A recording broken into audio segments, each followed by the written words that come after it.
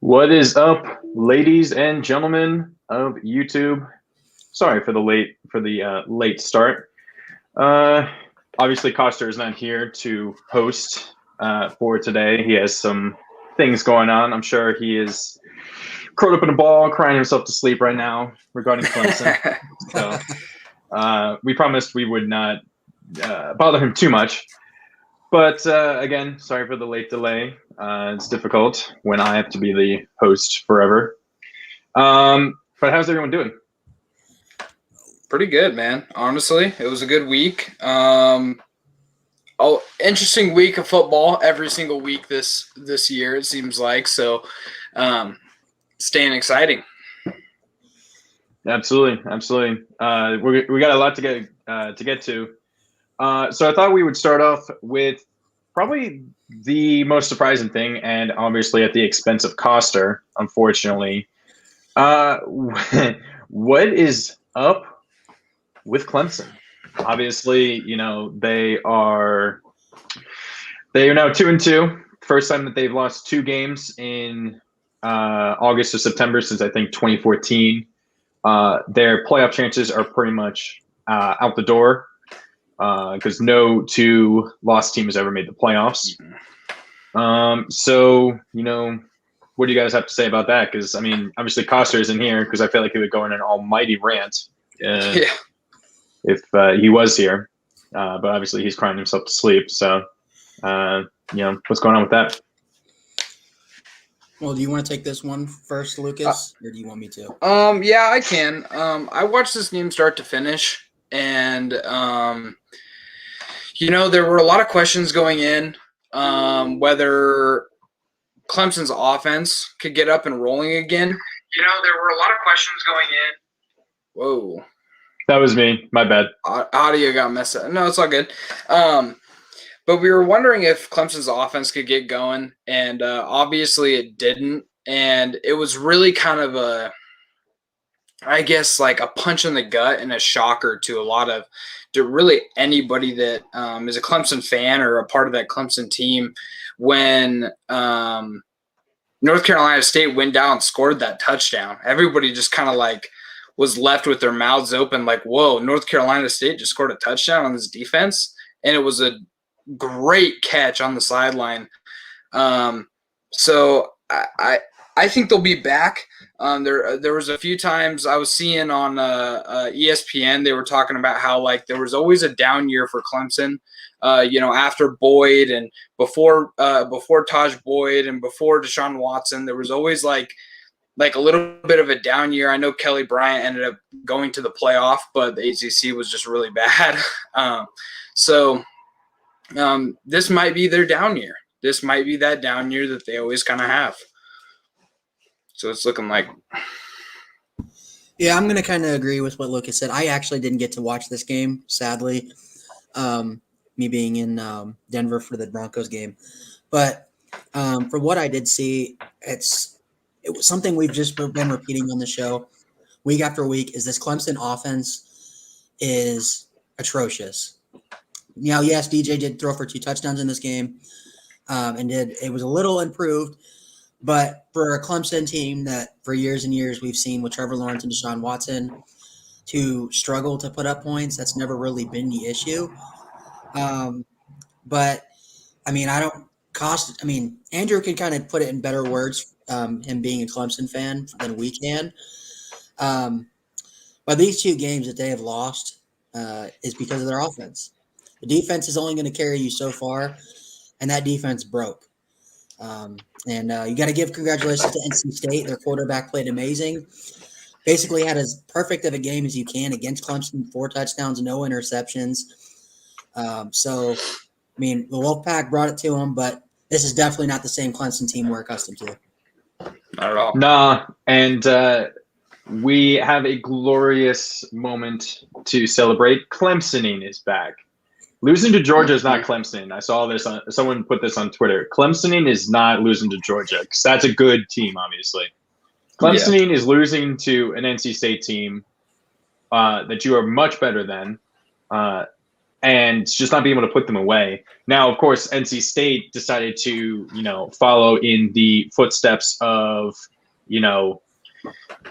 the Chargers and every other bad NFL team and try to rip the heart and soul out of their fans at the end there with that missed field goal, which I will get to later. But it's kind of crazy, honestly. It really is crazy what's going on with Clemson.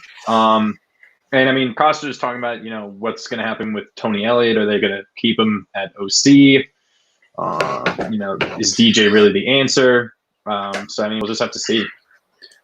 Well, I will add too, looking at that team, Tony Elliott definitely is not going to be there after this season. I'm going to go out on a limb here and say that they lose one, maybe two more games. And it's not because of their talent.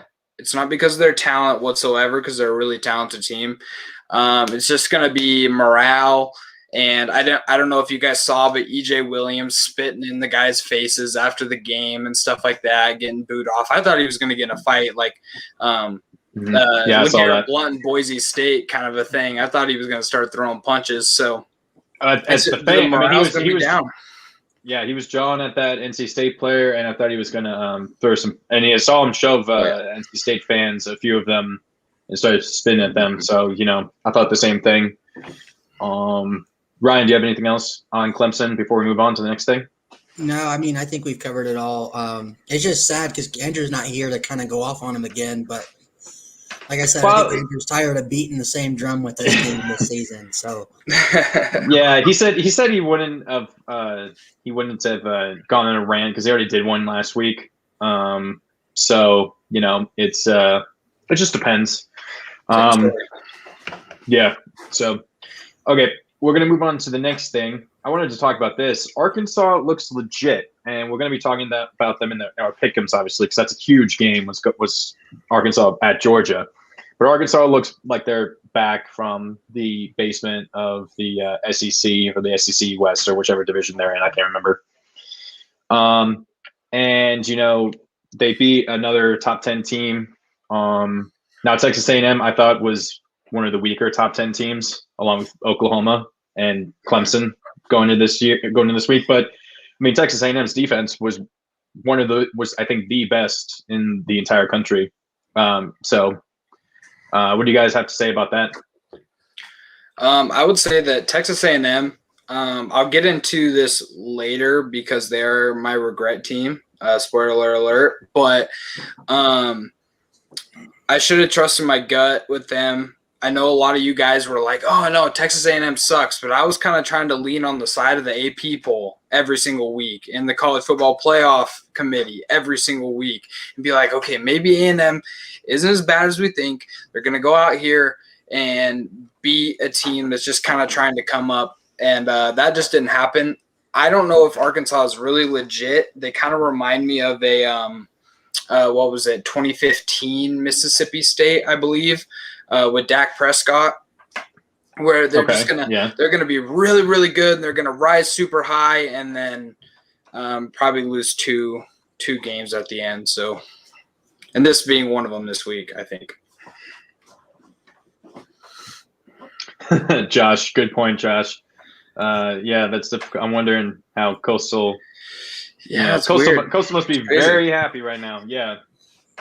Ryan. But yeah, I'm gonna kind of go the same way with how Lucas said.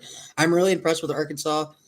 When they beat Texas, I thought that it was more so Texas was bad than Arkansas was good because, I mean, how many times have we seen Arkansas play competitive? One like, what was it? Was it like 2015 or 2016? They played a really competitive game against Alabama, and then the next week lost to like South Carolina or something like that.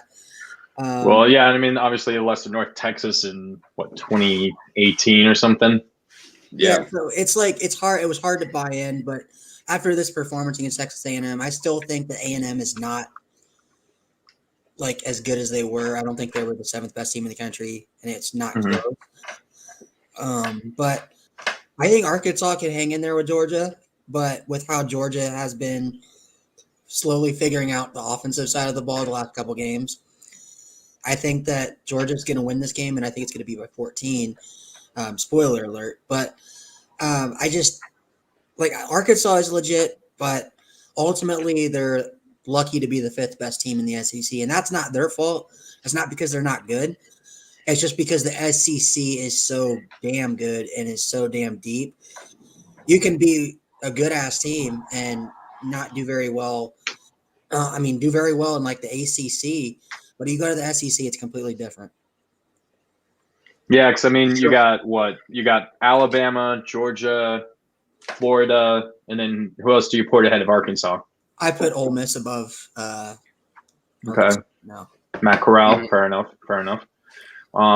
Now, obviously, that could change this week. Obviously, we'll get to pick-ems. You guys have kind of spoiled what you're going to say, but it'll be interesting what happens. Hogs better than anyone thought. Yeah, Josh is right. It's true. If you guys watch the SEC shorts on YouTube, they made a skit about Arkansas leaving the FBS basement with where UConn, UMass, UNLV, Kansas are all down there, and he's just like, "You lost to North Texas, and you hired a coach with no experience." And he's like, "We beat a top 25 team," and they're all just shocked. I thought that was a pretty funny skit. You got to put Florida State down there now. I feel like they just took it. No, that's how it ended. Arkansas leaves, and Florida State walks in. And he's like, "Yeah, I heard you had a bunk open. Yeah, we have a bunk open for a bottom team." And he's like, "Oh, okay." And UMass is like, "I know we're trash, but he makes us look bad." Obviously Arkansas, I don't know if they've, I'm not going to say, it's not like Texas where it's, Texas isn't back. Arkansas, I'm not sure, but they're definitely more competitive than we thought we would. I think Stan Pittman is in contention for SEC Coach of the Year so far. Any other thoughts on Arkansas before we move on? Well, let me ask this, because I guess I'll ask you guys this question.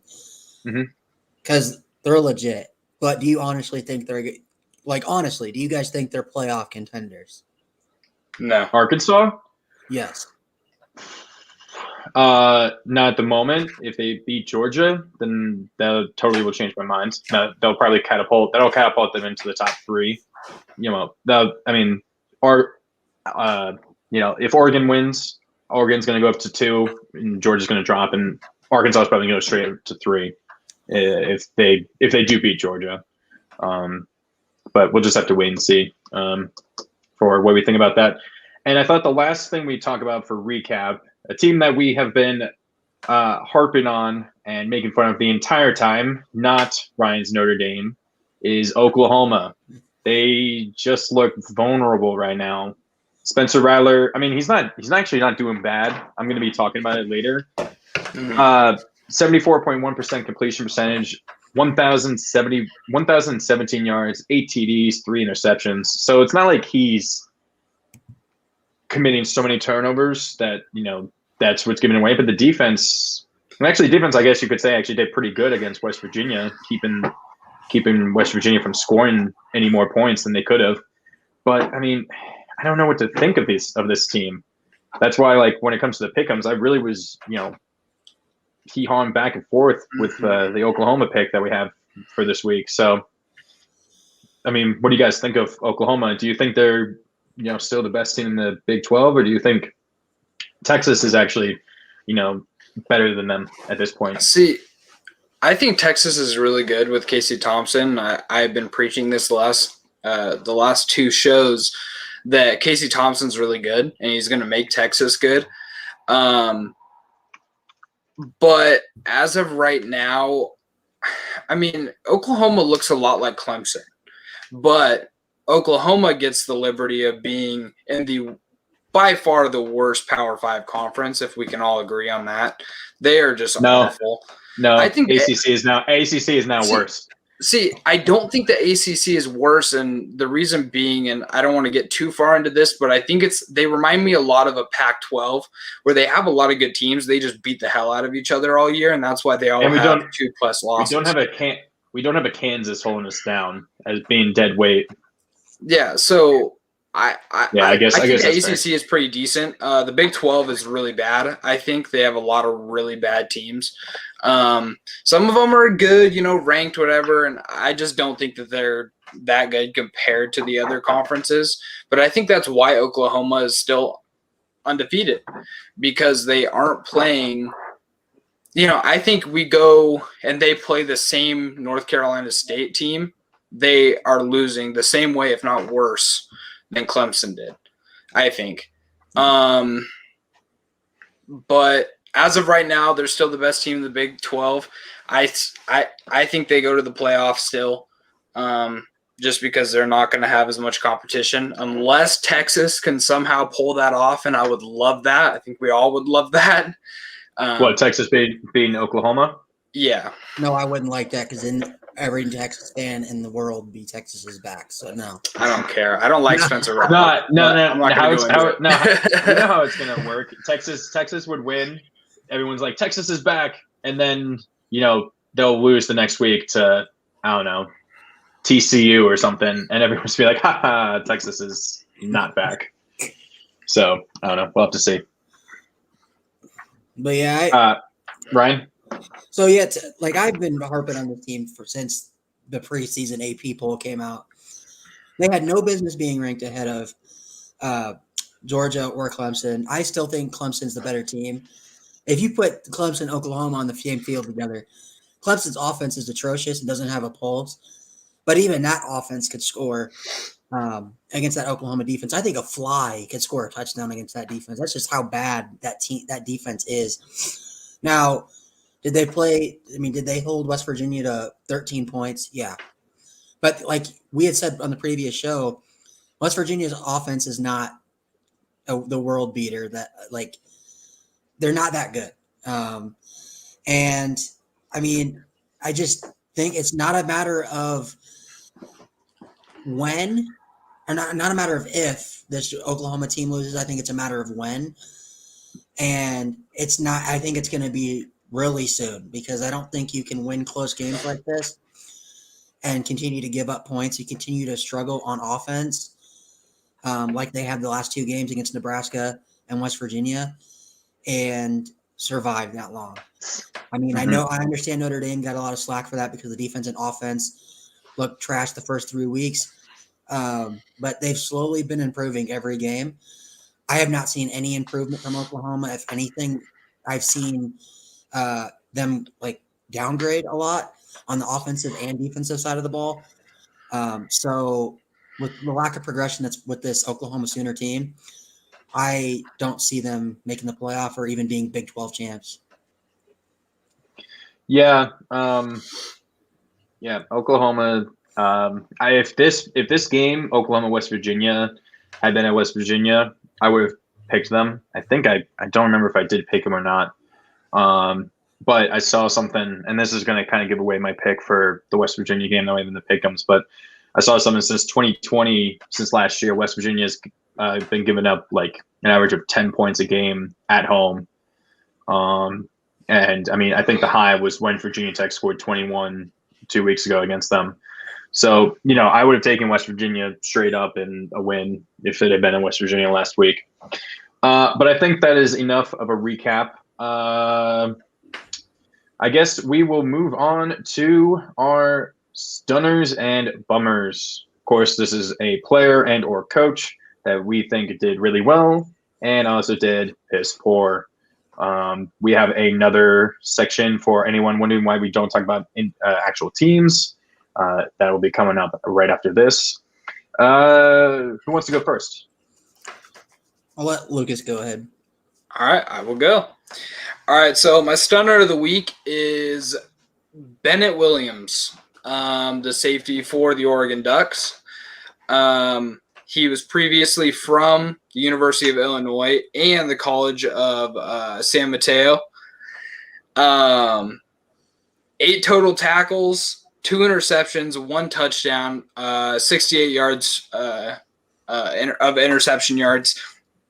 And this is a guy that he had 8 total tackles against Ohio State. He's been in rotation a lot this year, But he really came out and had a good game. I know that Arizona is a really bad team. They have a bad quarterback who threw 5 interceptions that game.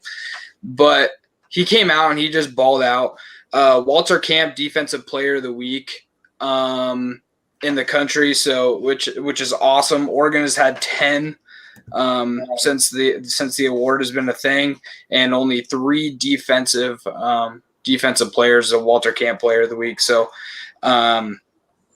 just an absolute stud, and I think he's just going to keep continuing to do good throughout the rest of the year. And then my bummer of the week is Keaton Slovis. We were talking about it last week. Do they start Jackson Dart? Do they play Keaton Slovis? What ends up happening there? Well, then everything kind of decided, right? Yeah, everything kind of decided itself with Dart getting hurt. So obviously had to put Slovis back in. 31 for 49, 355 yards, a touchdown, 3 interceptions against the Oregon State Beavers. Obviously, he was probably not fully healthy still from the Washington State game, but just didn't play good. And I have a little thing here, and it was pretty funny. They put it on the during the game. The last time Oregon State won in Los Angeles, 22,290 days ago. The number one song was an Elvis Presley song at the time. So it just shows you how bad that game was for USC, especially coming off a game where they thought maybe they were kind of back and they were doing good with their interim coach. And then Keaton Slovis goes out there and just lays an absolute egg against not a terrible Oregon State team, but definitely not one that you would think USC would lose that badly to. So definitely Keaton Slovis is my bummer. Yeah, I guess I'll go ahead. So my stunner of the week is going to be the NC State quarterback, Devin Leary. I had talked about this earlier in the show. 4 touchdowns, no interceptions, almost 300 yards passing. For a guy to come in and play against this Clemson defense, who maybe we can all agree is maybe the best defense in college football, if not the second best, and to throw 4 touchdowns and to lead your team to victory against the number 9 team in the country. This kid, he is something special, and I've seen him play a few games in this year, and I think NC State has found their quarterback, and he may be maybe the 3rd or 4th best quarterback in the ACC. I mean, that up there for sure. Yeah, I mean Sam Howell. If he was playing the Boston College quarterback, and then maybe him. Yeah, I mean, think about how many ACC quarterbacks are going to be able to throw 4 touchdowns over almost 300 yards against that Clemson defense.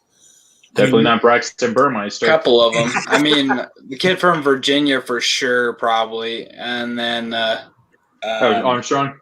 Yeah, Armstrong's really good. Yeah, but still, I mean, I don't mean to interrupt you, but didn't he have 6 touchdowns, only 2 interceptions going into that Clemson game too? Yeah. He was having a good season. But I mean, this kid, got to watch out for Devin Leary going forward. Big win for the Wolfpack. And then for my bummer, I know because Andrew's not here, so I know this was his. But since he's not here, I'll go ahead and take it. Graham Mertz. I think we can all agree that Wisconsin messed up when they benched Jack Cohn for Graham Mertz and kind of pushed Cohn out the door. I think Wisconsin is definitely rethinking that decision. I know Cohn has not played the best, but he never threw 5 interceptions in a game. So I'm 2 of which that were pick sixes. Going forward, I don't know what Wisconsin's going to do. I mean, honestly, I don't know who they really have behind Graham Mertz that can do much better. Maybe at least not turn the ball over 5 times. But God, did this game for Notre Dame and Wisconsin, it just got worse and worse. Right after the Chris Tyree kickoff return for a touchdown, and then seeing on his third drive, Drew Pine drive down and score a touchdown.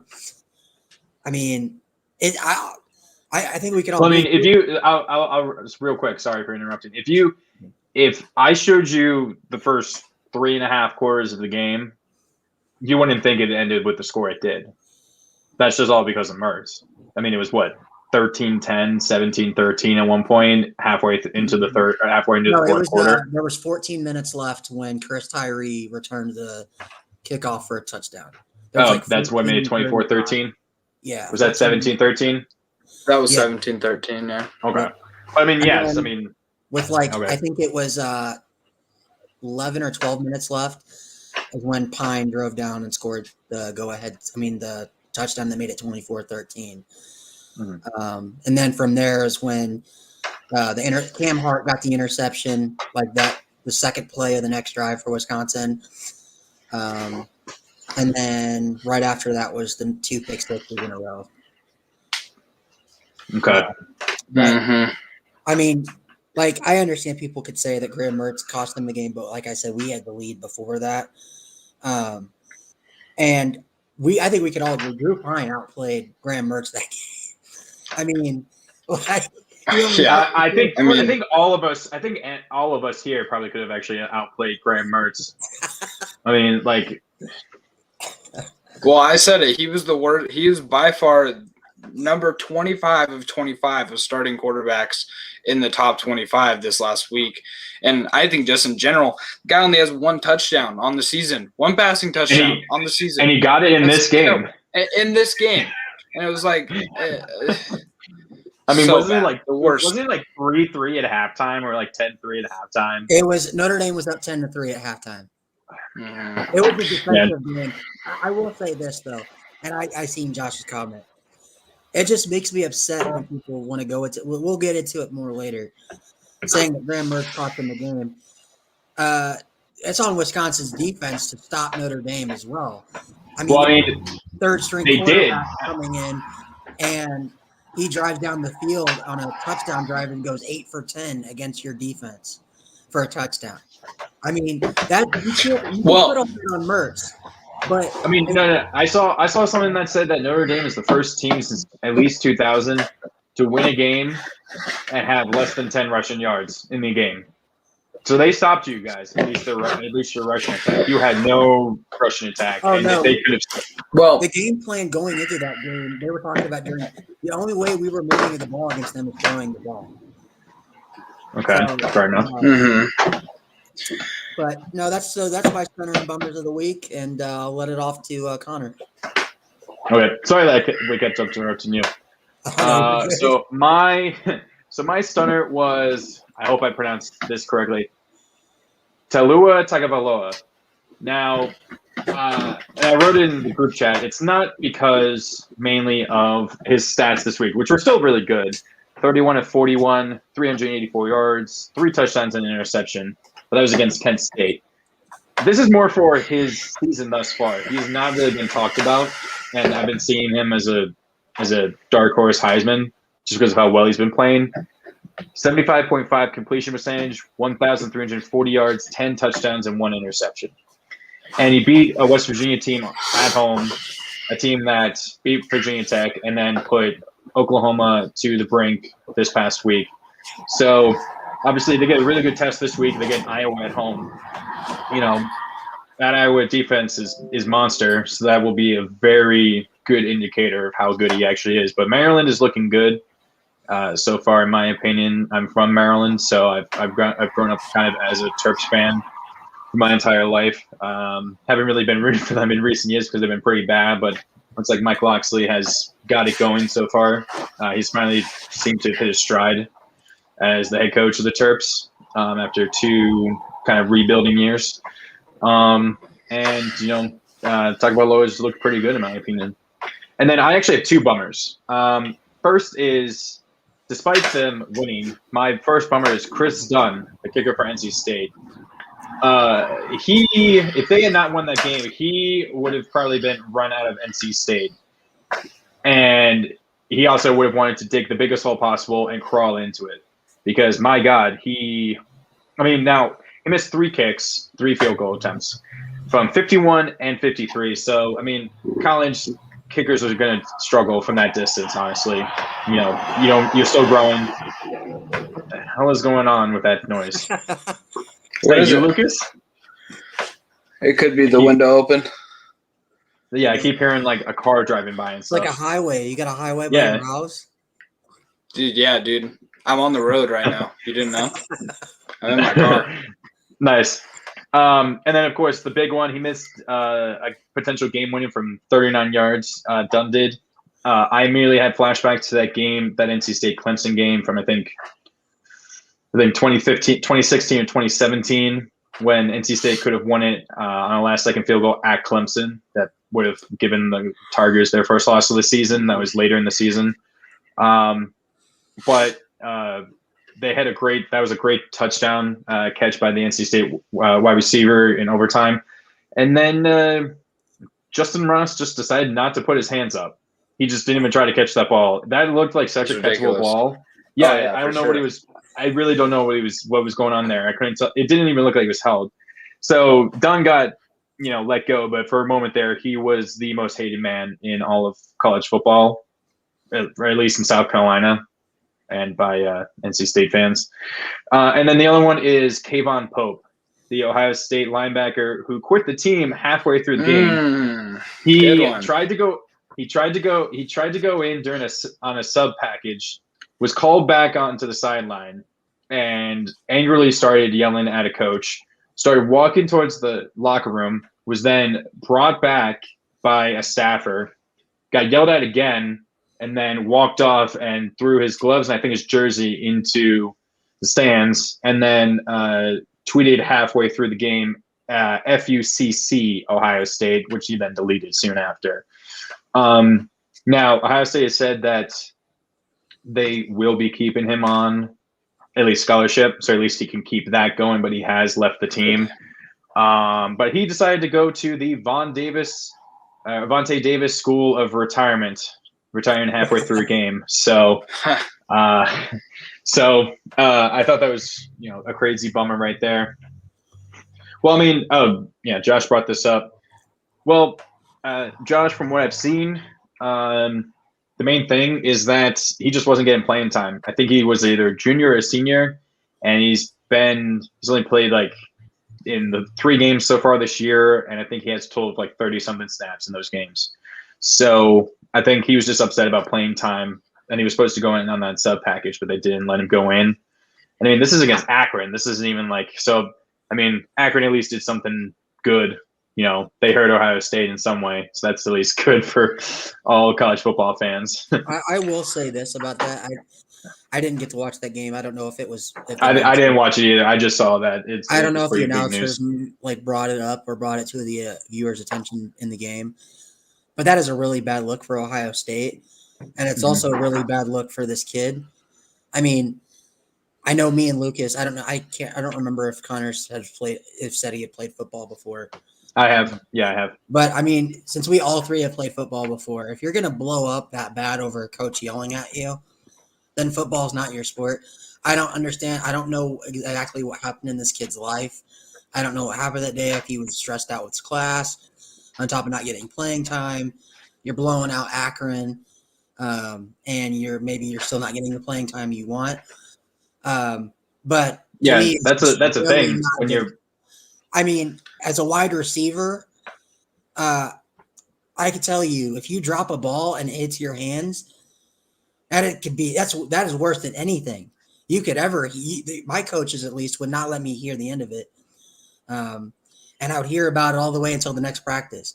So, we've all been in a situation where we had to wait for our turn to be able to get on that field. So, for this kid to blow up. Like I said, I don't know what happened outside of it. I don't know what happened in his personal life. But I'm just going based off of what was being reported. And for him to just blow up like that over a coach yelling at him, not a good look. Well, listen. More Ohio State. Here's the difference, and I think it's pretty funny if you look at it, both happening the same week. And I know we're kind of going in on this with the coaching stuff, but I have been a high school football coach before. So I kind of understand how it is. Like, with these kids. They kind of want to be brats sometimes, but you gotta, there's a certain time and place when to do certain things, and you can always tell when there's a good coach, a good players coach, or whatever it is on the team. And we saw that this last week with this Pope kid. I don't know if it was Ryan Day that was chewing him out. I'm guessing it probably wasn't. If Probably I had not. to guess, Probably the linebackers coach, because that's what he was. Right. But then we look at a game like Oregon. Oregon's up 24-10 right before half. We get a huge pass down the sideline to Chris Hudson. He's a true freshman. Huge pass down there, and we're going down there, try to kick a field goal, make it 27-10. It would have gave us a good cushion going into halftime against a bad team. I saw this play. I know which one you're talking about. But he gets an unsportsmanlike conduct for spinning the ball, which obviously super stupid thing to do.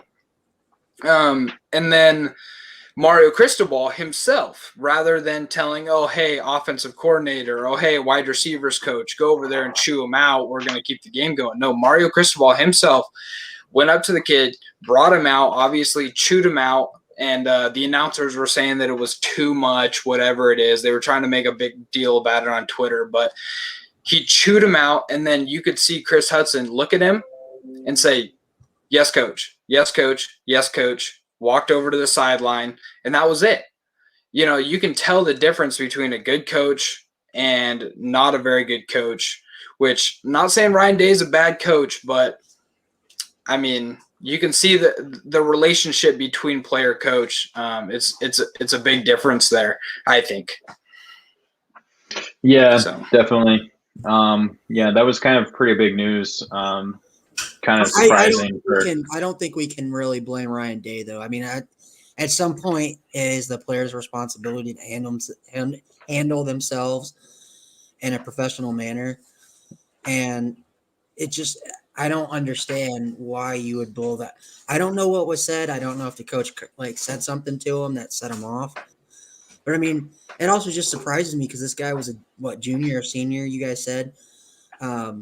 And I'm sure he's been yelled at worse than that before, at least maybe to the extent. So it's a really weird situation. And like I said, not a good look for Ohio State or him himself.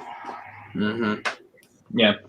Okay, well, we've been talking about that enough. Let's move on to – we're going to do meme team of the week next. I thought we were talking about the individuals, the ones that did well, and then the individuals who did poorly.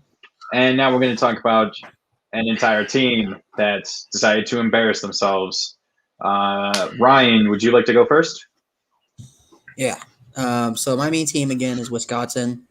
Just the way they kind of crumbled in that fourth quarter. Like I said, I'm not going to touch too much on it, but like I said,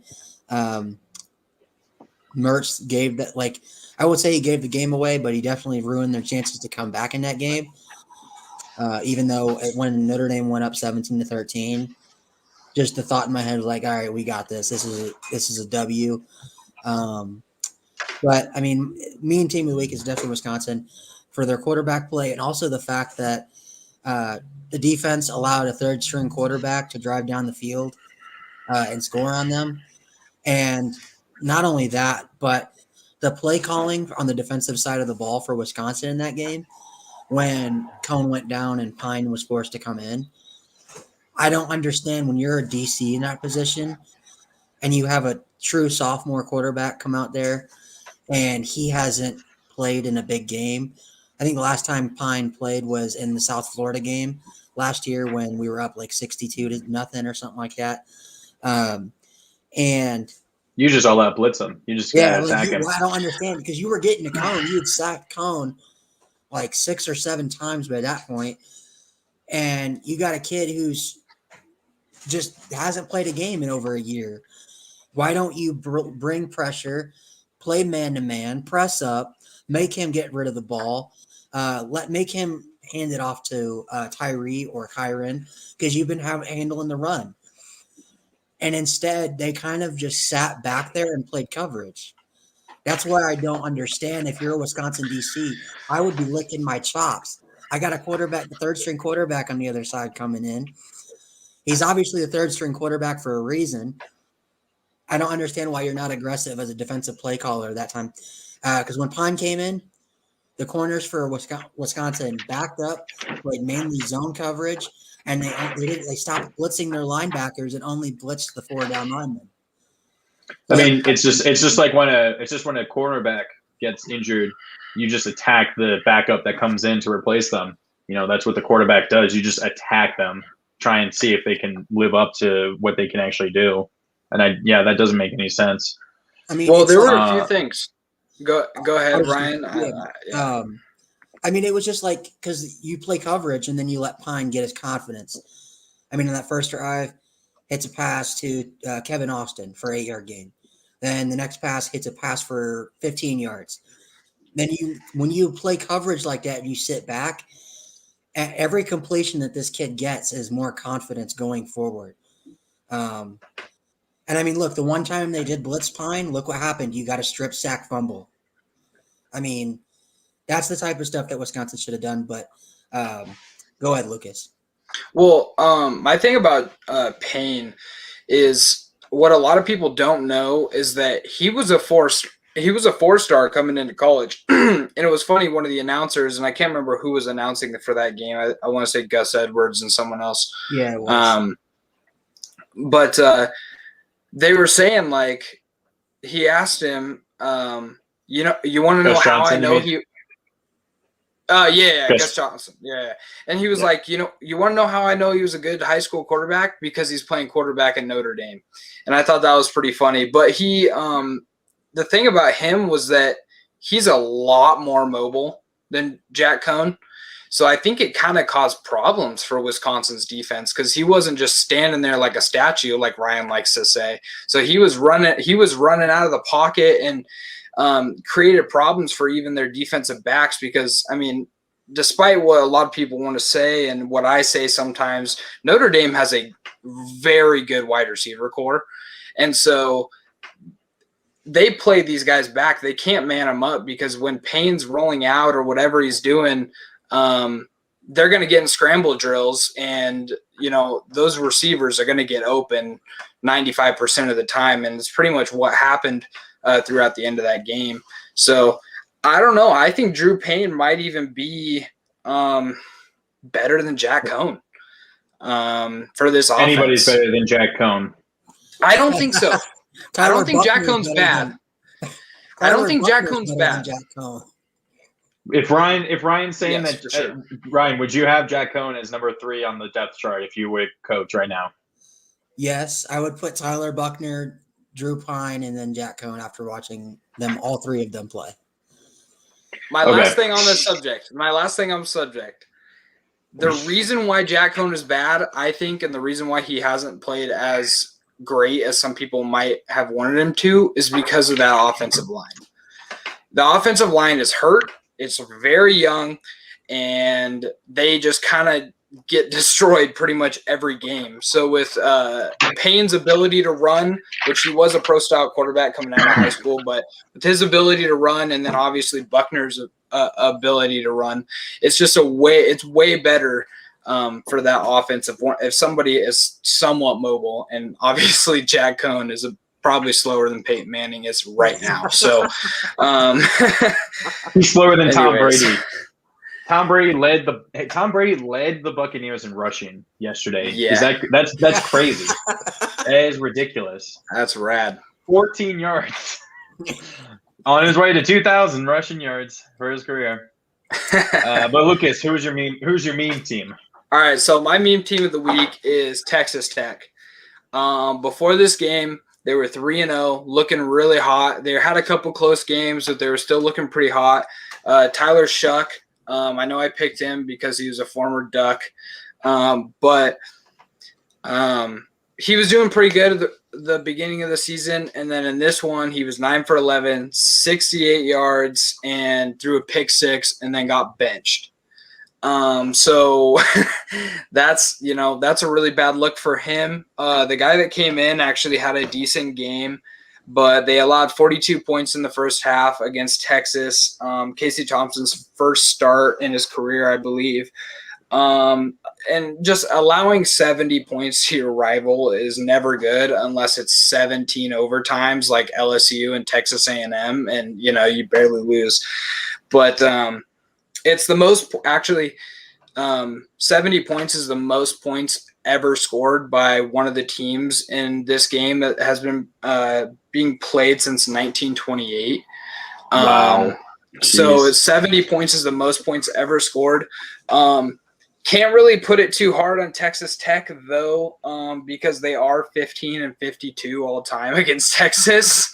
So it sounds like Oklahoma State's record versus Oklahoma at Bedlam. It's like Oklahoma State only has like 10 wins in like 100 games played. Like that's not a rivalry. That's just utter domination. Hey, you know what? Yeah, so the Michael Crabtree years were amazing. I'll say that. Yeah. I will say that. Yeah, I still remember that game, that Texas game, Michael Crabtree. Graham Harrell was the quarterback too, wasn't he? Yeah. So Texas Tech, I mean, just a really, really bummer of a game. Who knows who's going to start quarterback next week? I'm guessing that Shuck is going to ride the bench. It was looking good for them to start the year, and now it's just downhill. Texas could be a really good team. But that's just to get 70 put up on you is just tough. I mean, hey, you know what? Wisconsin made the worst decision with getting rid of Cone for Mertz, but Oregon made the right decision getting rid of Shuck. Yep. I've been saying it. I've been saying it since the start of last year. He's not good. I don't think he's good. Okay. My meme team, I originally was going to say Oklahoma. But I realized there's a team that actually fits it, and that's Missouri, because the head coach made probably some of the greatest poster board material for Boston College when they said, "Why are we going to play Boston College? We don't recruit anybody from the state or from the Commonwealth up there. Who have we ever recruited from up there? Well, I guess you should start recruiting up there because they just beat you in overtime. So." Boston College just won. They're now 4-0. Missouri, I think they're 2-2. And the coach has absolute egg on his face.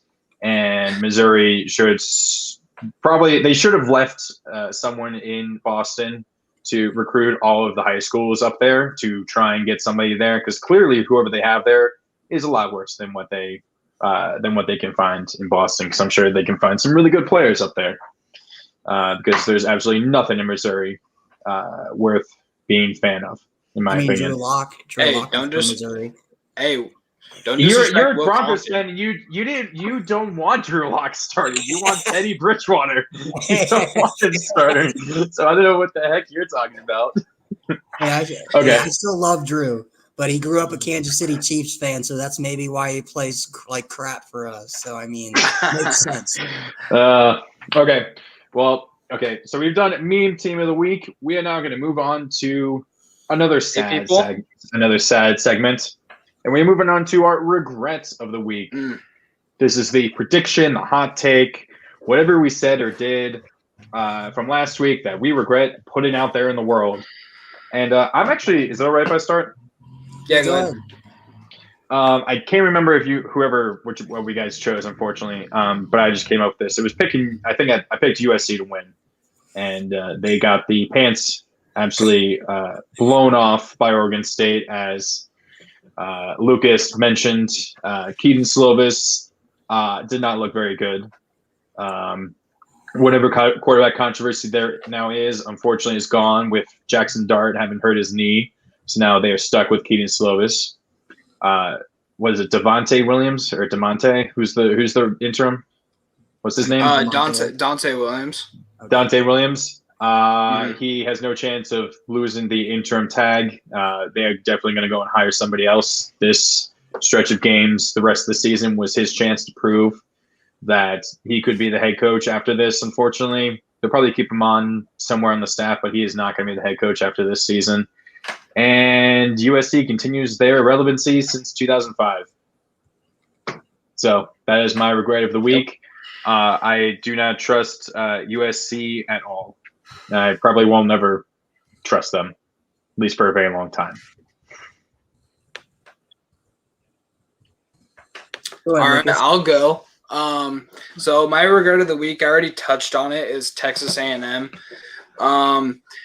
I originally had said that their new quarterback is better than the original one, and that is just not true. As far as I can see,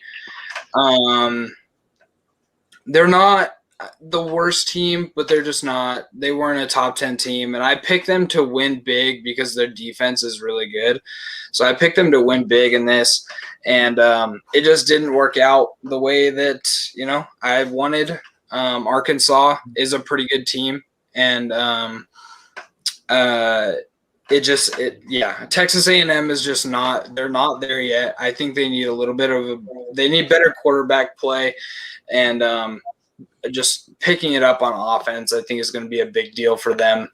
And I definitely am bummed out that I decided to give them the win in this one, and should have listened to you guys and went Arkansas. So it is what it is. Yeah, so my regret of the week is going to be picking West Virginia, although I do think that they deserve to win that game.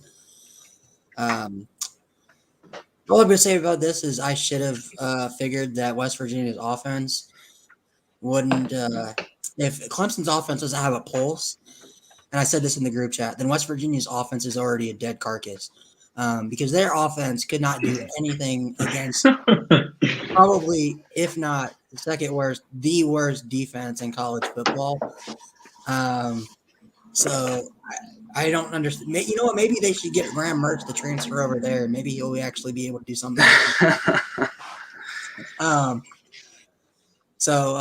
mean, I know he threw 5 interceptions, but at least he might move get the yardage up a little bit. But yeah, I wish I would have took Oklahoma in that game, but like I said, it's not a matter of if they lose; it's a matter of when. So, for sure. By the way, I did see that Josh said, "How about Indiana not covering against Western Kentucky?" Yeah, I didn't actually see that. They only won by it was 38-36 Indiana. Western Kentucky's not a bad team. They're not terrible. No, they're not. I mean, who did they beat a pretty good team earlier this year? I can't remember though, off the top of my head, unfortunately. So what we are going to do next, unfortunately, we're going to do this even though we don't have any pictures, and that is our recruitment pitch of the week. These are the best uniforms that we saw this past week. I did not look well. Share my screen. Sorry for interrupting, but I could share my. Okay, yeah. If you can find those, if you have some pictures, that'd be good. Lucas wants me to do Oregon, which I did not like those Oregon uniforms. Dude, those were sweet. No, they weren't. There was too much. There was white, green, yellow, and black. That's too much, dude. Like, bruh, come on. They were sweet. They were sweet. Okay, that gentleman can go away because that is just wrong. What happened? There was some dude, I'm not going to say his name, that was putting some very inappropriate words in the chat, and I have blocked him for 5 minutes. Excellent. So yeah. Well, hold on, I can actually do the screen sharing right now. we are just the epitome of having everything planned and ready, aren't we? Yes. Right now, we have everything so ready. This is just great. Okay. So how you doing? Right, how's the weather? Well, I guess since we're doing this, those weren't organs from this week. Those were organs from last week. Yeah, because I put Arizona. I don't know why it's. But they wore those black ones. I'm not personally gonna do. See, there's no white in there. No, it's that one. It's that one right there. This one? No. Go up. They're the black ones, black helmets. Oh, these. It's that one right there. That one. Yep. There's no white in there. Come on now. Oh, sorry. They were just so unremarkable to me that I forgot. Take it up with TND. TND. I will say mine were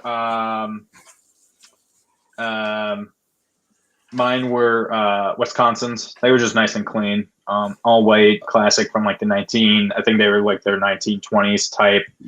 I really did like those. I can't remember what they had through the helmet. What did they have? What did it say? Like wisdom or unity or something? Something like that. It was pretty cool though. I agree. The all whites. So mine are going to be the UNLV icy white uniforms. Is that what they're called? Icy white? Yes. So this is what they wore for the game. This is nice. I like that. Yeah, let's see if they see. I just seen it. But I really liked it. ESPN had it as one of their top 10 jerseys of this weekend. If I could find an actual picture. And then there's just hair, just white hair. I know.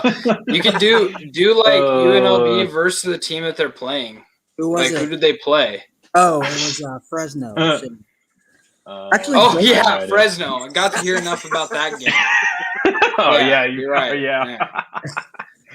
Man. Oh, here we go. Well, here's both of their jerseys that they wore yesterday. I liked actually both of them.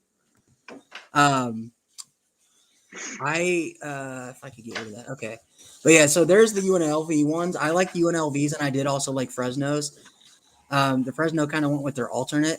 Instead of the typical red and white, they went with the blue and red.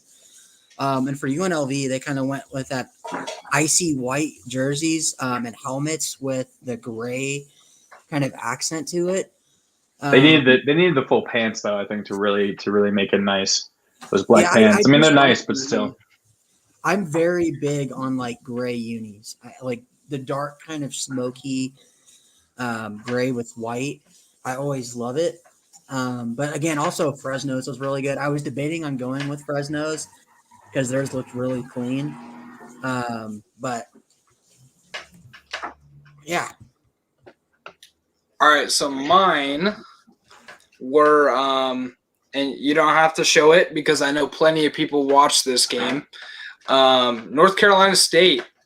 I mean, for first thing, what a better recruiting pitch than to be at home and to beat the number 9 team and Clemson. There isn't anything better. And then to do it wearing awesome uniforms. The white on bottom with the white stripes on the shoulders, the all white helmet with the big old wolf on the side was just so clean. It looks so nice. And then they obviously took on the number 9 team and beat them. So I mean, there's no better recruiting pitch. There's no better way to do that. And they just look great. Just put up. Yeah, just do North Carolina State versus Clemson. It's the first 2 pictures that pop up. Okay. I was wondering about that. Yeah. Here's this. It's the white helmets, white pants, big wolf on the helmet. Yeah, see, I don't have it. It shows the one from last year for whatever reason. His Google's out of date. Yeah, I think so. His Chrome needs to be updated. That was the issue going on with my computer. That's why even though I'm in this nice new blank canvas space, which is down in my basement, I am still doing this on my laptop camera when I could be doing it on my PC's webcam above me, but Chrome says not all white, or did they wear red as well? Okay, they did wear. It was the red jerseys with the white stripes on the shoulders. Okay, all right, here we go. We are so prepared, guys. I am so sorry. Hey, I mean, we're doing a lot better time right now. So hey, we're unprepared and we're doing better because that makes sense. Yeah, so it's those uniforms. The full wolf pack head or whatever. They just look so nice. And then going in there and winning that game, it was just different, and it was so cool. I don't know if they go the full wolf on the helmet all times, or if they go back to the They do script. I've seen script NC State before. The so, NCS. Oh, yeah, and NC State. Yeah, so they do that sometimes. I think it's a special game, so they just did that. Mm-hmm. Well, I mean, but yeah, they were great. Those are great uniforms. Beating Clemson makes it even better. Okay. So I guess we'll move on. One last topic before we move on to the pick'ems, and that is, I guess we can just briefly talk about the AP poll. Ryan, if you want to bring that up. So I think the big thing is Clemson. I think what I was most surprised by is that Clemson didn't fall completely out of the top 25. They come in at 25, and I think the highest. And then there's Wake Forest at 24, and I think UNC. No, not UNC because they lost as well. I can't remember. I think there's one other ACC team that's 23. So there's no other team from the ACC above 23 in the AP poll as of this moment. The big things that I remember is Oklahoma falling yet again from 4 to 6, barely beating West Virginia. Texas A&M falling, I think, from 9 to. Is that the AP poll or is it the? Yeah, it's the AP. Yeah, it's the AP. Okay. Yeah. So Arkansas jumped up from 16 to 8. I do see that, and I can't remember what Texas A&M dropped from because they were 7. They were 7. They dropped to 15. Yeah. Okay. And Baylor jumped in at 21. Actually, Connor, what we could do is we could do our issue with 25 through 17 and then go from there. Oh, any issues we have? Yeah. Well, I mean, looking at it, here, I'm going to actually take the banner away so we can see it a little bit better. I mean, the only thing I have is I'm surprised they still have Clemson in there, honestly. I thought they were going to fully fall out all the way from 9, which, I mean, that's still pretty rare for a team to fall 17 or 16 or 17 plus spots. I mean, they fell 16, but a team falling out of the top 10 all the way out, stupid ads. It's kind of surprising.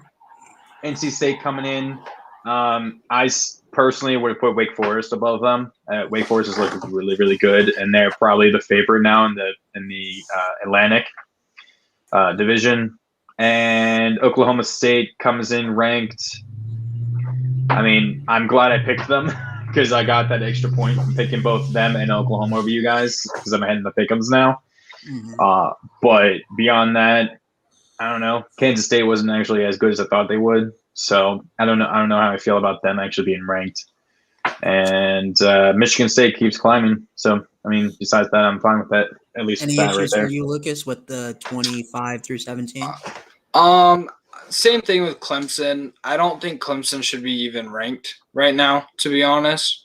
And I mean, that's nothing against their team. I think they have a decent team. They might even need something like that. Let's go unranked and see how this team reacts to something like that because these guys know nothing but winning. Obviously, they showed a little thing on their during the game about and corrects me if I get his name wrong, but it's like Skowski or something, the middle linebacker that's been there for so long, and he has like 10 different rings for 10 different bowl games or whatever that they've won. So how they react to losing and maybe not being very good is going to be really interesting, and it might be best for them. Other than that, it's kind of weird. I don't think Fresno State should have went up 4. I think they're still like a really good team, but they, like Ryan has told us all week, they looked really bad against UNLV. So they barely squeaked that. They shouldn't have honestly won that game. They just went on a run at the end. So I don't think they should have went up 4 spots. I would maybe switch them and like Baylor. I think that would be pretty solid.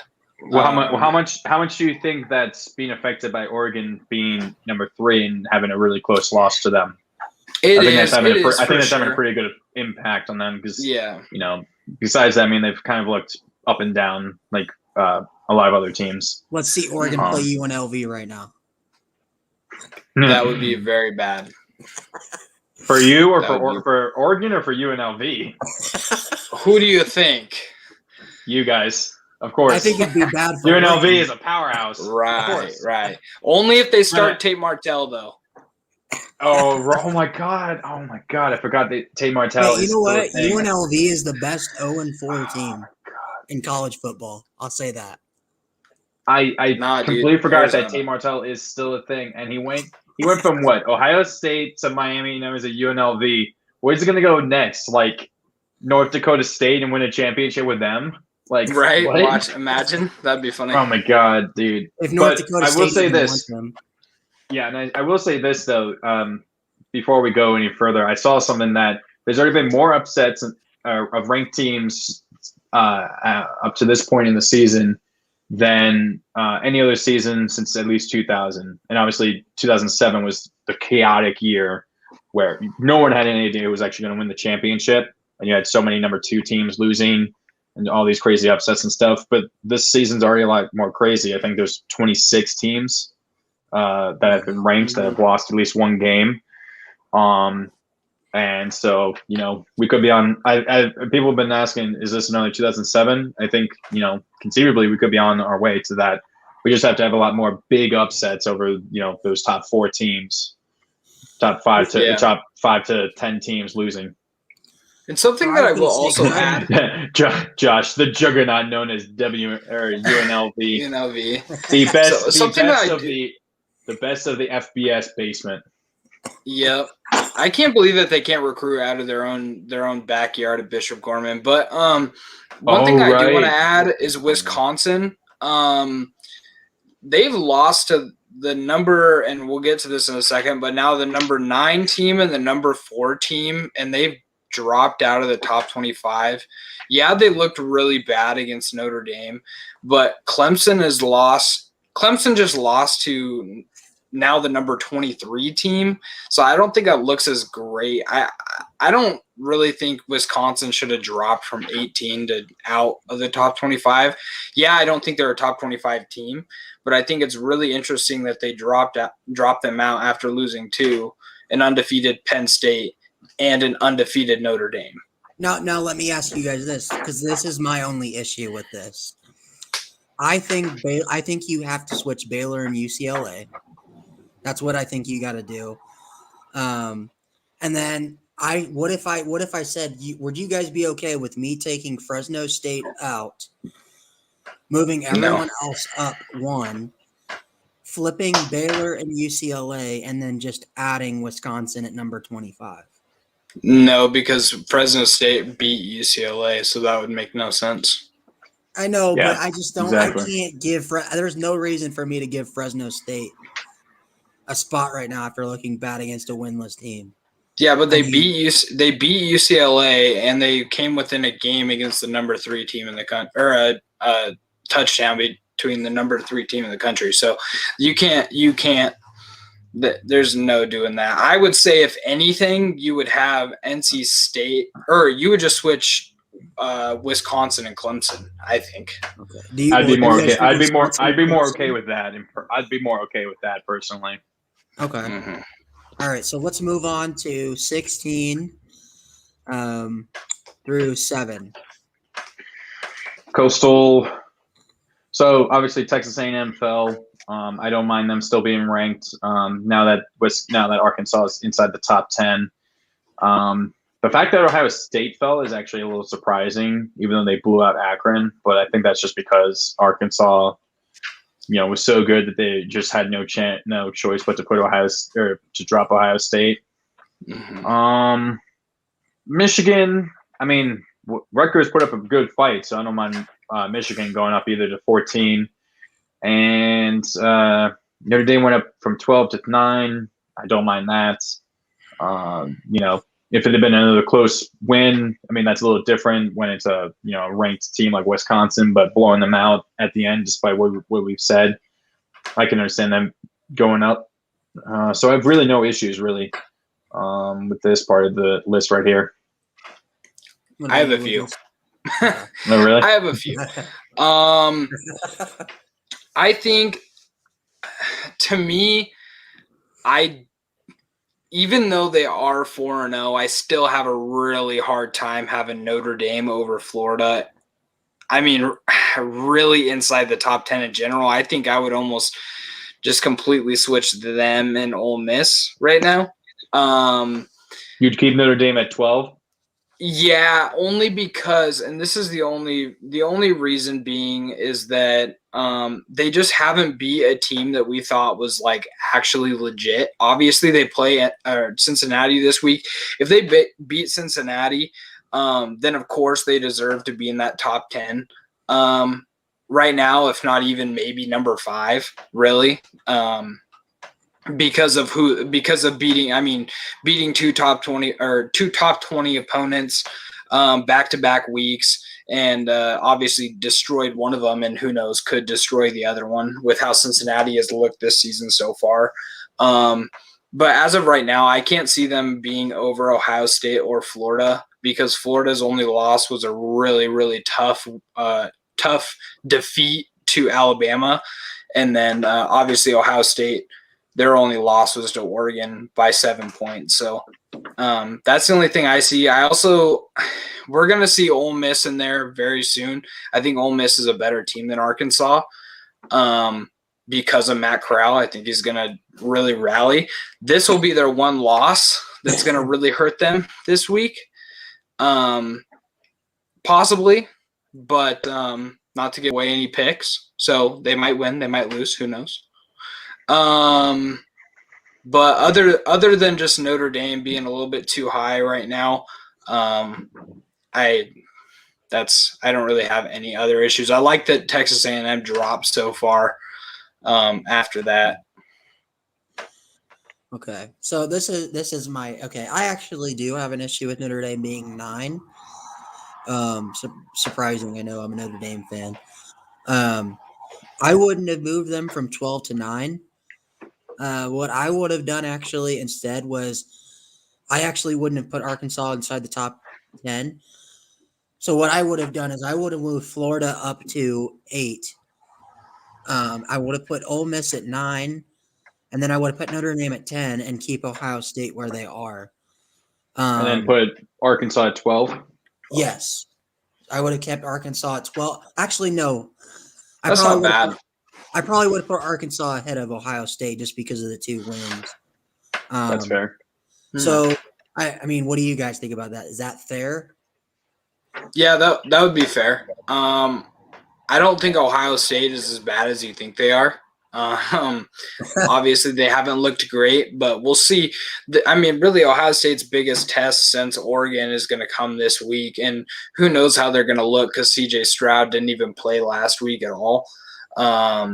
So who knows Rutgers might come out and smack them in the mouth, and then Ohio State's going to look terrible. And so, if Ohio State has a game similar to Michigan where they only win by 7 or like 10 against Rutgers, do you think that Ohio State drops no matter what happens around the teams with the teams around them? That's just going to tell me that Rutgers are a good team. That's all. I think Rutgers is a much better team than past seasons. I definitely think that personally. Let me ask you this though, Lucas: if Ohio State loses to Rutgers, how far do they drop? 20. And do you think Rutgers automatically goes inside? At somewhere like 22 or 23. No, I would put 19. them. I would put them in the low like 23, 24, 23 range.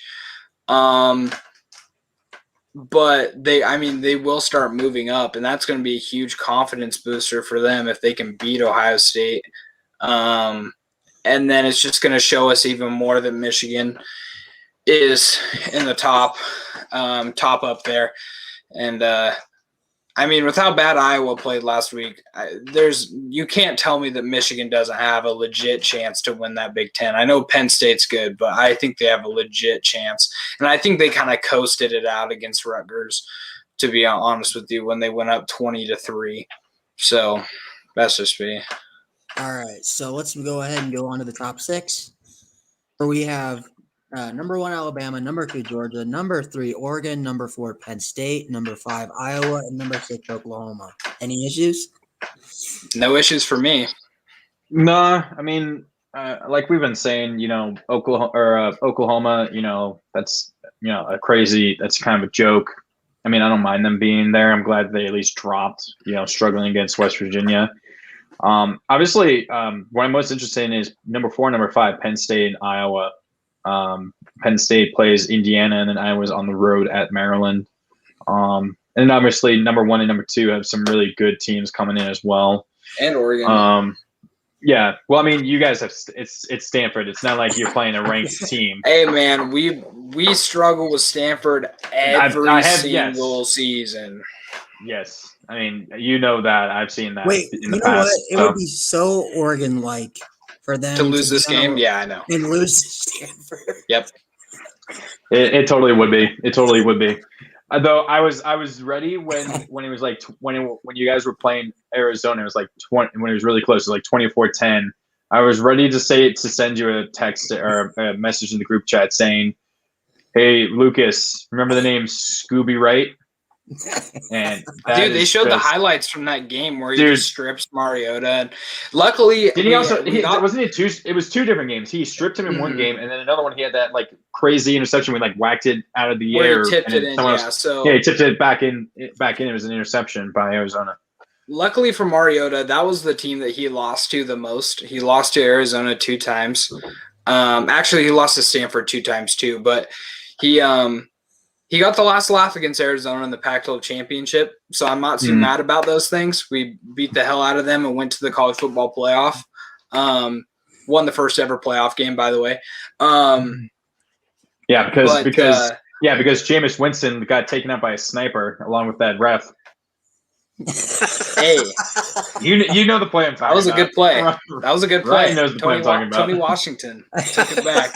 But so my thing with this top 6 right now, though, Joshua's got a good point right here. I just pictured. Yeah, I think so. Too. I'm not even joking. I just pictured that play where Jameis Winston's going to throw the ball, and he trips on the turf, and it just flies out of his hand. So funny, so funny. No, have you ever seen? There's like a TikTok or something of someone that edited where it was actually through like a sniper rifle scope. It's like boom, hit the ball, and then right after that, boom, hit the referee that fell down as the ball got recovered by Oregon. Have you seen the one where he when he fumbles it, the ball isn't a ball, it's chicken legs, or not chicken legs, but crab legs. I think I have. When he fumbles it. Man. The internet is just ruthless. My issue with this top 6, and I said I didn't have any issues, but I do, and I think Iowa should have, with the teams that got punished for certain things, I think Iowa should have got punished for playing tough with a really, really bad Colorado State team. I mean, those guys are. Oh yeah, weren't they down like 21-10 or something at one point? Something like that. 21-3. They were playing them really tough. They came out and ended up blowing them out, I believe. But it was only like 34-24. I think was the final score. It was not a blowout. They won by 14 points, I think. They should. It wasn't a blowout. Tough. Colorado State is not a good team. It shouldn't have been a tough game for them. So I think they really should have got punished. Oklahoma got punished pretty bad for winning that game, as they should have. But I would switch those 2 right now, because Iowa there's no excuse to be that close to Colorado State. Absolutely. Yeah, because that's a little different from losing, because that's non-conference. That's not an in-conference team that they struggled against. Okay, well I wanted to say mine really quick because I just. Oh yeah, my bad. I wanted to say that kind of on what Lucas said. Iowa and Oklahoma, I both felt like should have dropped. Other than that, I have no issue. But I did have a question for you guys. With the way Wisconsin lost Notre Dame. Obviously, Penn State is where they are because of the 2 wins against Wisconsin and Auburn. Wisconsin is now out of the top 25, and Auburn is at 23 or 22. Oh, man, they were so bad against Georgia State. So let me ask you this now. The way that Notre Dame looked against Wisconsin, does that hurt Penn State with how they played Wisconsin? No. We talked. I think we talked about this. You mean based on how this week goes? Like just in general, because since Penn State is number 4 for those 2 wins. Do you think it diminishes those wins with how because Penn State only beat Wisconsin by 6 on a last-second touchdown, and they beat Auburn by a touchdown. Both teams are almost out of the top 25, so I'm saying, does that diminish their losses now, especially with how Notre Dame looked against Wisconsin? I don't think so, because college football has a weird thing that the NFL does not, and that is that teams will kind of fall apart after a loss. And a team like, say, Auburn, even, Wisconsin, where they have a lot of expectations before the season, and they're up there and they're like, oh, maybe we can actually make a run for it finally. Then they take a loss to Penn State, and then they're like, now we have to really climb up to get to that point where we can actually even be in a playoff or even be in the Big Ten championship game. It's the same thing for Auburn. It's like, now we have to climb. Now my dog's freaking out. But now we have to climb up to this point after taking a loss. And it really demoralizes some of these kids. I mean, you got to remember, these are, 17 to 20-year-old kids or 21-year-old kids. So they don't really know a whole lot of things. Dog's freaking out. Throw something at her. So it's just a little demoralizing. So you can't take away from Penn State, especially after a week 1 win over Wisconsin, who isn't obviously very good, but it's week 1. So anything can happen in week 1. Week 1's the craziest week of college football, usually, and rivalry week. But yeah, that's all I have to say about that. What about you, Connor? Do you think it diminishes Penn State's record a little bit with how both of them are almost out of the top 25? Not really. I mean, yes and no. It just depends how, I guess, this next week goes. Transitive property is always kind of a tricky thing to argue against or try to argue for. So, Penn State, Auburn obviously struggled with Georgia State. That doesn't mean that that they still came close to being Penn State, and that they probably could have been ranked above Penn State if they'd won. So, I don't know. We'll just have to see. I know, me and Lucas like to argue about Notre Dame being teams and so on and so forth and arguing against that. But at the end of the day, it's just, you can't definitely, football is definitely a game, a sport where you just have crazy swings from week to week because you have such a long time in between. I think so much can happen in between each week. There's any number of reasons why Auburn didn't come out well. It was a typical trap game after such a crazy emotional game against Penn State. It's just exactly how it's just that typical trap game. So, we'll just have to see. But that is a transition into what we're going to do now, which is our pick'ems. So, first game, we have number 5, Iowa at Maryland. Ryan, do you want to really quickly before we start give an update to what the scores are? I think you have that. The scores. Oh, yes. And do we have Coster's picks? I have Coster's picks. They're written down, so I will say those for him before I go. Okay, cool. So right now, Connor is up with 21. Andrew has 20.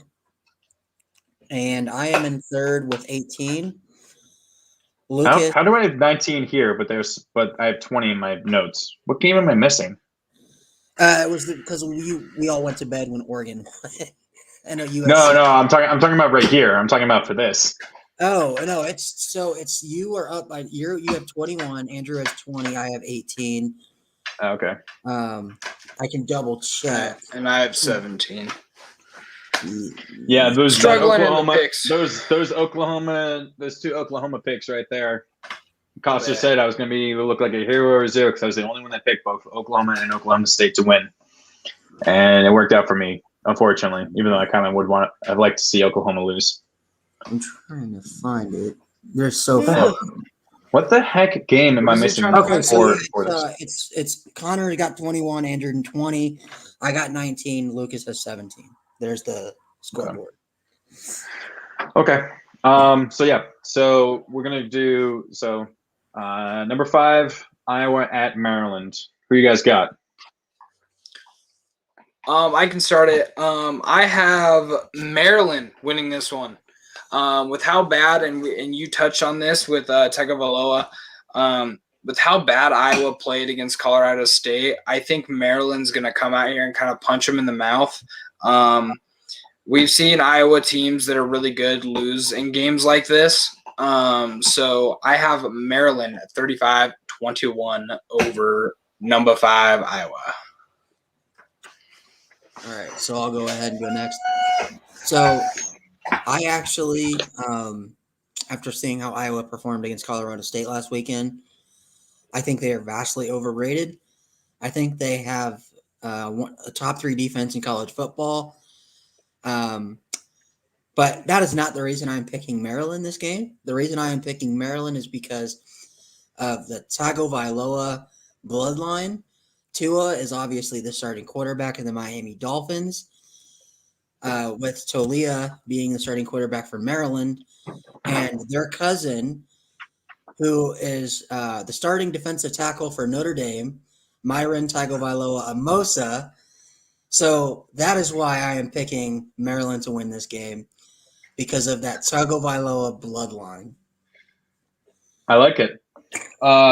Coster has Maryland, and I also have Maryland as well. It's a clean sweep. I'm actually kind of surprised that we didn't go with that. Number 5, Yeah. huh? Under number 5. We are all going on a limb right there. Right away. I think the majority is just because of how bad they've looked. They looked against Colorado State, and their offense just hasn't been exactly the best either. It's just that defense has been keeping them in games. I did see something. It's like Iowa hasn't given up more than 25 points in games. Like, I think one of you guys said it or said before, like the last time Iowa gave up more than 25 points in a game was, I think, 2018 or 2017. So it's been quite a long time. Their defense is really good, but at home, Maryland's, they're 4-0. They, playing loose and fast, and I think we could see a crazy upset right there. And Joshua saying,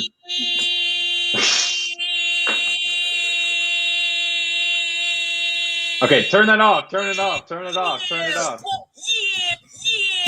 Oh, no. Ryan, what have you done? Oh, my God, Ryan, what did you do? He tried to get God. This is what happens when we don't have Andrew Coster in there.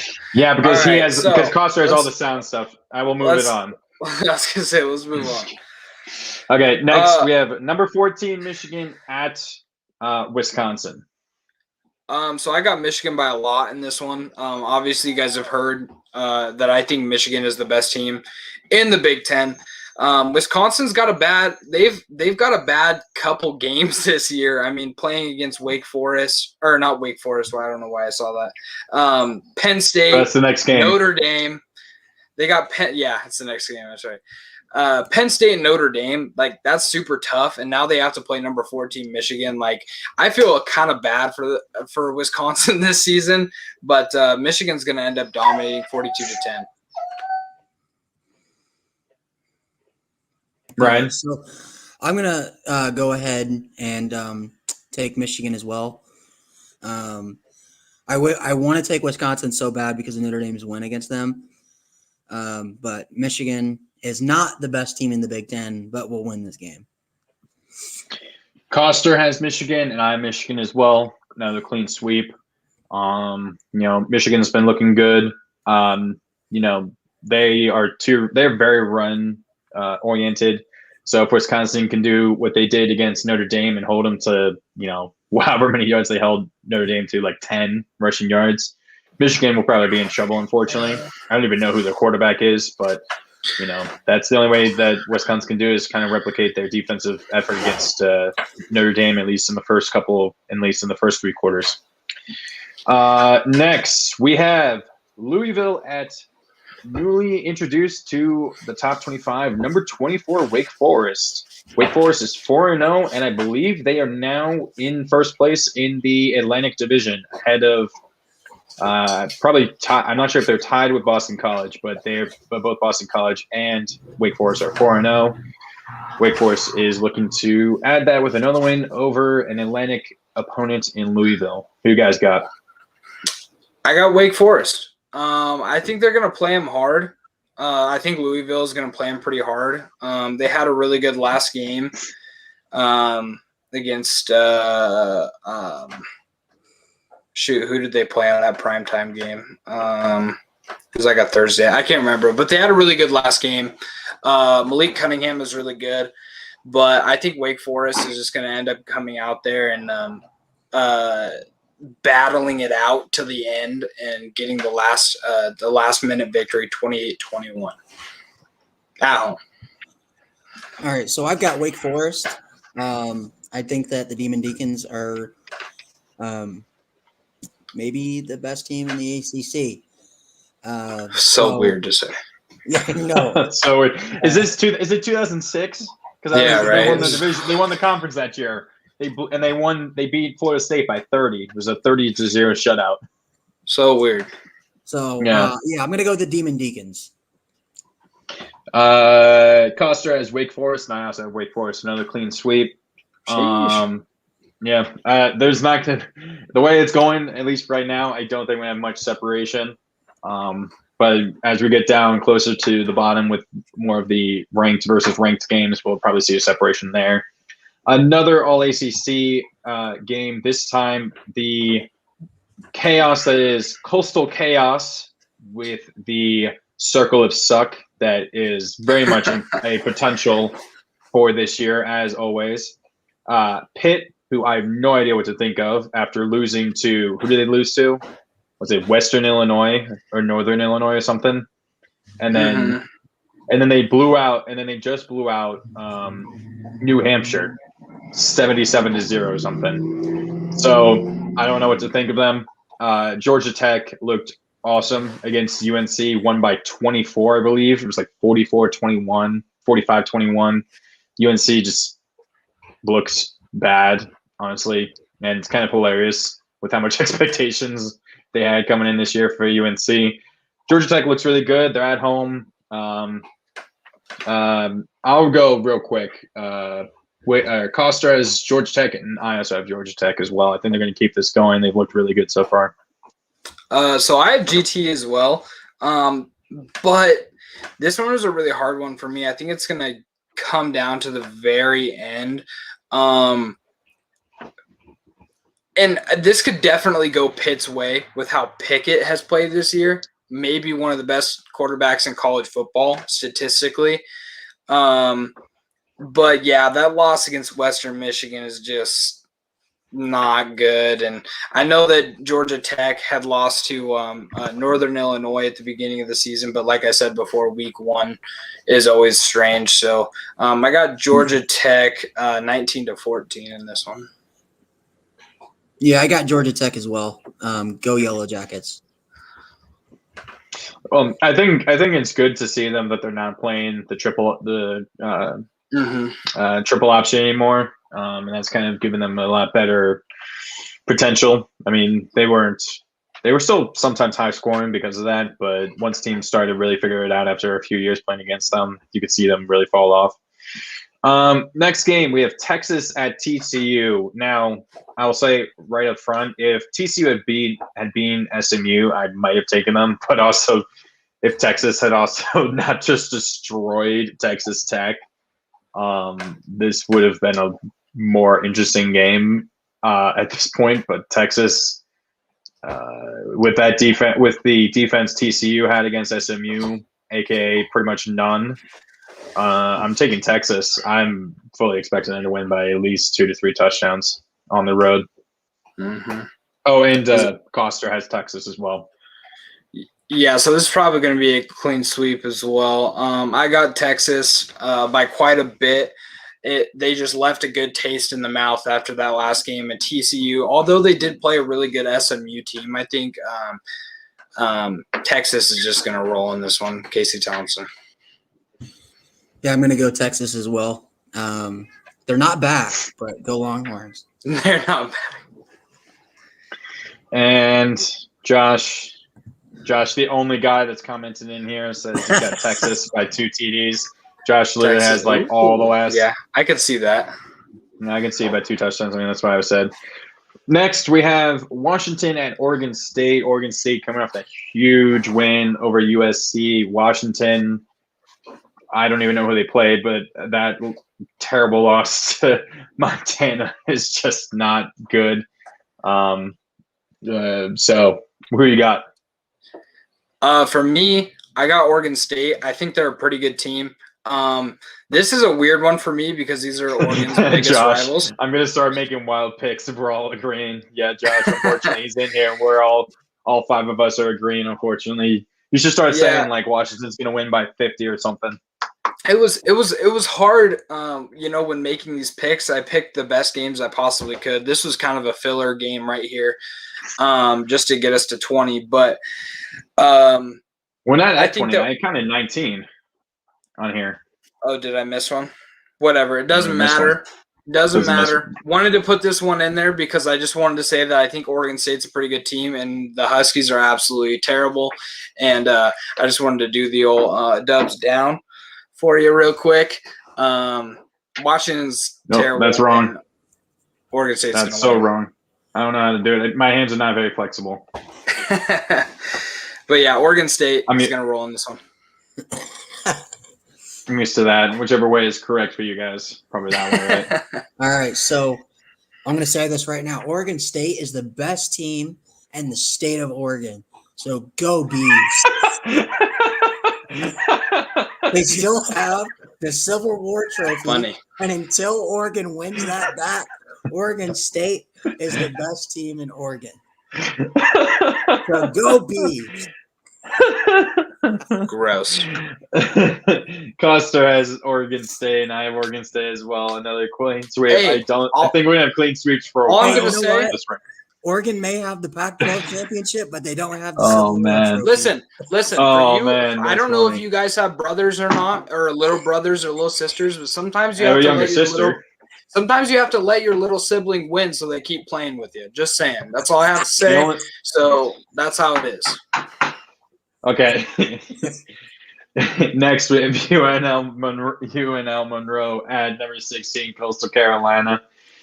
I'm guessing this is probably going to be another clean sweep because Coster has Coastal and I have Coastal as well. Yeah. Go Chanticleers. Yeah, not much to say here, but I don't think UL Monroe is actually that bad of a team, but not much to say here. I think the Chanticleers get the dubs. Okay. These next couple of games, I think, is where the biggest difference potentially from us is going to happen. Mm-hmm. Probably one of the biggest. There's quite a few, actually. Number 12, Ole Miss at number 1, Alabama. I will say straight away, Coster has Ole Miss pulling the huge upset on the road at Alabama. Now, Alabama did lose to Ole Miss a few years ago, but that was at Ole Miss, if I remember correctly. And I think it was Mississippi State who beat Alabama. Stuff is lagging really bad. Oh, I'm lagging? Yeah, it's like really delayed. I don't know if it's showing for Lucas, but it's bad. Nope, I'm not seeing that. Oh, then it's on your end. Is it on my end? Sheesh. Maybe. Sheesh. Ooh, Buy some new internet, will ya? Josh, Ole Miss by 10. Interesting. Ooh. He's got Ole Miss winning. I will just go straight ahead. Oh, he's left. So I will just say straight away, until I've been saying this, until I actually see them lose a game, I'm going to keep picking Alabama. So is that better, Ryan? Yes. Am I not like? Okay. Yeah, it was you then. Okay. So I was saying. Oh no. So I was saying until I see Alabama lose, I'm going to keep picking them. That Florida game, I think that was actually a good thing for them. Barely beating Florida, because that just shows, they can. Saban gets his red as his shirt. Good one, Josh. Yeah, but I think it's always good when a team like Alabama, who cruised through those first couple of games, gets tested that early in the season. That's good for them. I think they're going to come out. I think it'll be close. I mean, if Matt Corral, plays to what he's been doing. If he wins this game, he's probably the Heisman favorite easily. Right now. But I got Alabama. Costa is Ole Miss right now. Yeah, I have Bama as well. I think it's going to come down to the wire, but it's the same thing. Until you see them lose, it's hard to pick against them. But, yeah, I mean, it's between Bryce Young and Matt Corral right now. So the winner of this game could very well be not only the Heisman frontrunner, but the Heisman Trophy winner towards the end of the season. So roll Tide. Right, so this is going to be my pick.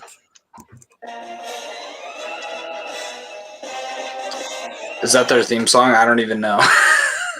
We don't watch Alabama. Is that Alabama? All right, so it is going to be the Ole Miss Rebels, and they are going to go and they are going to win at Alabama. And Matt Corral is going to secure his Heisman Trophy that game. Oh, wow. Okay. Nice. Okay, I like it.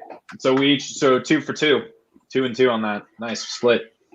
Okay, number 6, Oklahoma at Kansas State. Now, I'm going to say right away, if Kansas State had won against Oklahoma State, I would have taken them. But after getting blown out by Oklahoma State, I'm still taking Oklahoma just by what we've said about them. I don't know why Kansas State was actually ranked at all to begin with last week. And they definitely showed that they shouldn't have been. I think they were down 31-10 at halftime to Oklahoma State. So I got Oklahoma. And Costa has Oklahoma as well. Yeah, I got Oklahoma too. Kansas State is a much different team when they have Skylar Thompson as their starting quarterback. There was actually something funny I saw, I think on BR Betting, that this guy put in a free $25 parlay. It was 12 legs, and all he needed was Kansas State to beat Oklahoma State, and he would have won $715,000. And they got destroyed. So just for that guy, I have to pick Oklahoma because I feel really bad for that gentleman. It was free, but he was so close. So close.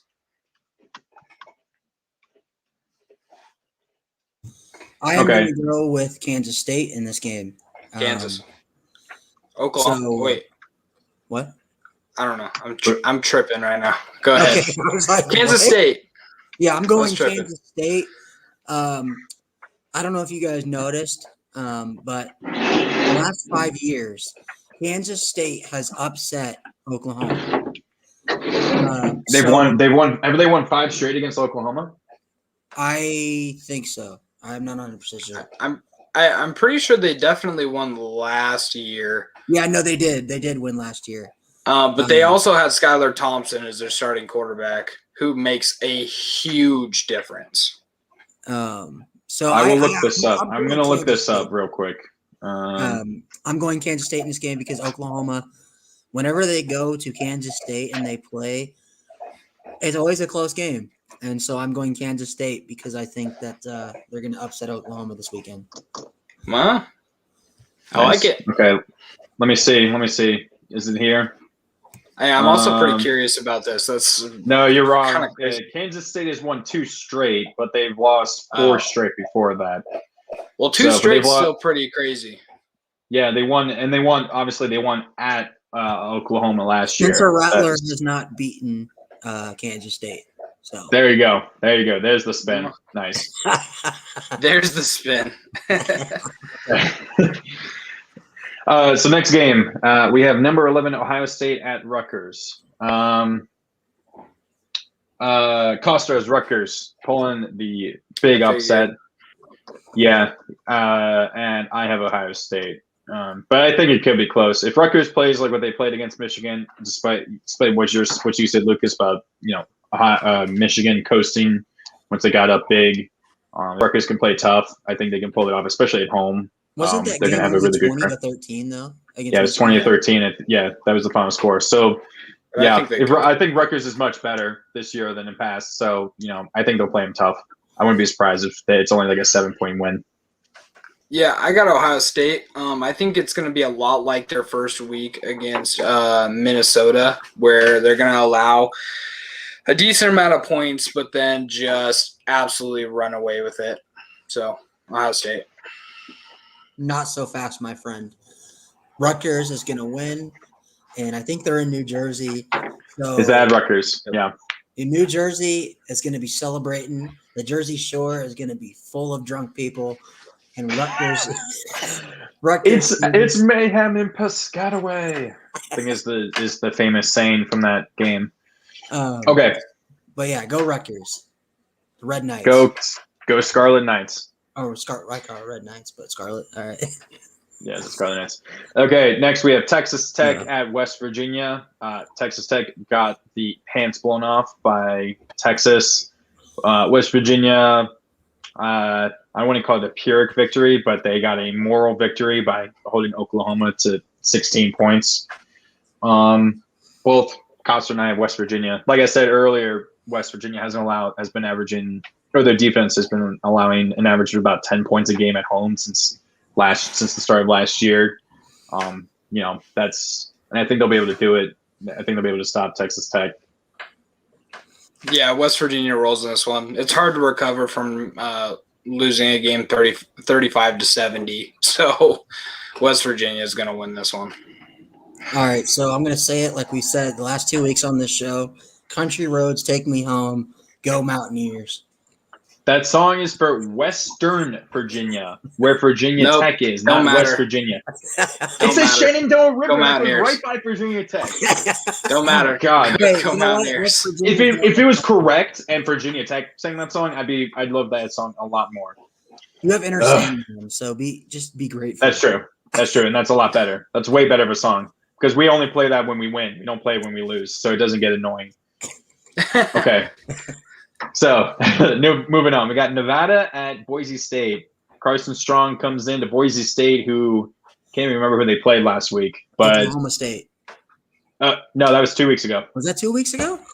Yeah. Mm-hmm. Boise State's 2-2. They lost by 1. I can't remember who they played. I'm guessing they must have won because obviously they were 1-2 going into last week. But real quick, Costa has Boise, and I have Boise as well. It's very difficult to win at Boise. It's one of the best home field advantages in the country. That the blue turf. So go Broncos. Yeah, I got the Broncos. The Denver Broncos. Yeah, I got the Denver Broncos. The blue ones, not the orange ones. So I got because the Denver Broncos. The statue's blue as well. So the Broncos. The logo's orange. I don't care. Boise State's going to win this one. Gotta go with keep it the same way with the former Oregon players and Cyrus Habibi-Likio, the running back for Boise State. He sucks. He had like -4 rushing yards last week, but gotta keep the streak going. So Boise State over Nevada in a really close defensive type game. Right, I'm choosing them because the running back ran for -4 yards. Great. Okay. Great reason right there. So so there's 2 teams in college football that are named the Wolfpack, okay? Nevada and NC State. And Nevada. So NC State just upset Clemson. All right. So not an upset though if they beat Boise State though. So because last week the Wolfpack won, the Wolfpack of Nevada and Carson Strong are going to go to Boise State, and they are going to win by 2 scores. Oh, I like it. Okay, next we have number 10 Florida at undefeated 4-0 Kentucky. Interesting game here. Unfortunately, Costa and I both agree. We have Florida. Emory Jones looked a lot better this week. This past week, and he's been looking a lot better overall since the Alabama game. Anthony Richardson is going to continue to be used as a glorified running back who can occasionally throw the ball. But we both have Florida State. Florida State's not going to be even Kentucky at this point. Definitely not picking Florida State ever. Imagine saying that a decade ago. No, you would have been sent to college football like prison for saying Kentucky's going to beat Florida State in football. But now it's it's funny. Kentucky's a football team. So it's funny, and correct me if I'm wrong, as my dog's going to whine over here. I don't believe that Joey Gatewood is starting for Kentucky. I don't know who their starter is. Which I only is remember that they had Lynn pretty Bowden, and funny. I just remember they had Lynn Bowden, and he punched a Virginia Tech player one time and didn't get ejected. So it's Will Levis, I believe is how you say his name.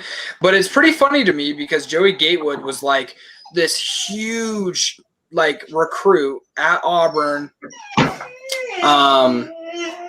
And then he can't even start at Kentucky, so I think it's pretty hilarious. But I have Florida rolling in this one. They're gonna end up just extend it. Just say one word. Just say the team you're winning because your dog's gonna keep whining at this point. I know. He or she wants some love. Don't get a puppy. It's a terrible idea. But yeah, Florida. All right, yeah, I'm going Florida. Go Gators. Yeah. Okay. Next up, we have Indiana at number 4, Penn State. If this was last year with the team Indiana had, this would be a lot different. But Indiana just looks like old Indiana yet again. Sorry, Brady. I doubt he's actually watching. He's probably not, but sorry, Brady. So I'm guessing you guys both have Penn State. So I'm going to go with Penn State as well. Me and Costa are both at Penn State. Sorry. It's going to be a close one, though. Penn State and a close one. Okay. I am so tempted to take Indiana. But I'll go Penn State. But like Lucas said, in a close one. Yeah. And both Costa and I have Penn State. Next, we have Arizona State at number 20, UCLA. Costa has UCLA, and I have UCLA here, but I started thinking about it, and I decided to switch it. I'm going to take Arizona State on the road to upset UCLA. I can't remember who they played, but they've kind of been up and down ever since well, obviously they lost to Fresno State, and I can't remember who they played last week, but I do remember seeing them struggle for a bit. So I like Arizona State. Stanford. Oh, okay. Yeah. So I don't know if they actually struggled, but I like Arizona State in a slight upset. I got UCLA just because I want them to continue to win so that we can be a good UCLA team in the Pac-12 championship and in the regular season. All right, I'm going Arizona State. Go Sun Devils. Shout out to the HH boys. Arizona State's going to win. Nice. The better quarterback in this game, in my opinion. Okay. Next, we have Baylor at number 19, Oklahoma State. This was a little more difficult to choose. This was the Oklahoma State before last week, beating Kansas State. I probably would have taken Baylor, and I'm still actually taking Baylor at this point. Kansas State should not have been ranked, as I said earlier, and I don't think Oklahoma State should be up inside the top 20. They shouldn't be that high, in my opinion, after being a Kansas State team that shouldn't have been ranked. So I'm taking Baylor on the road, and Costa also has Baylor.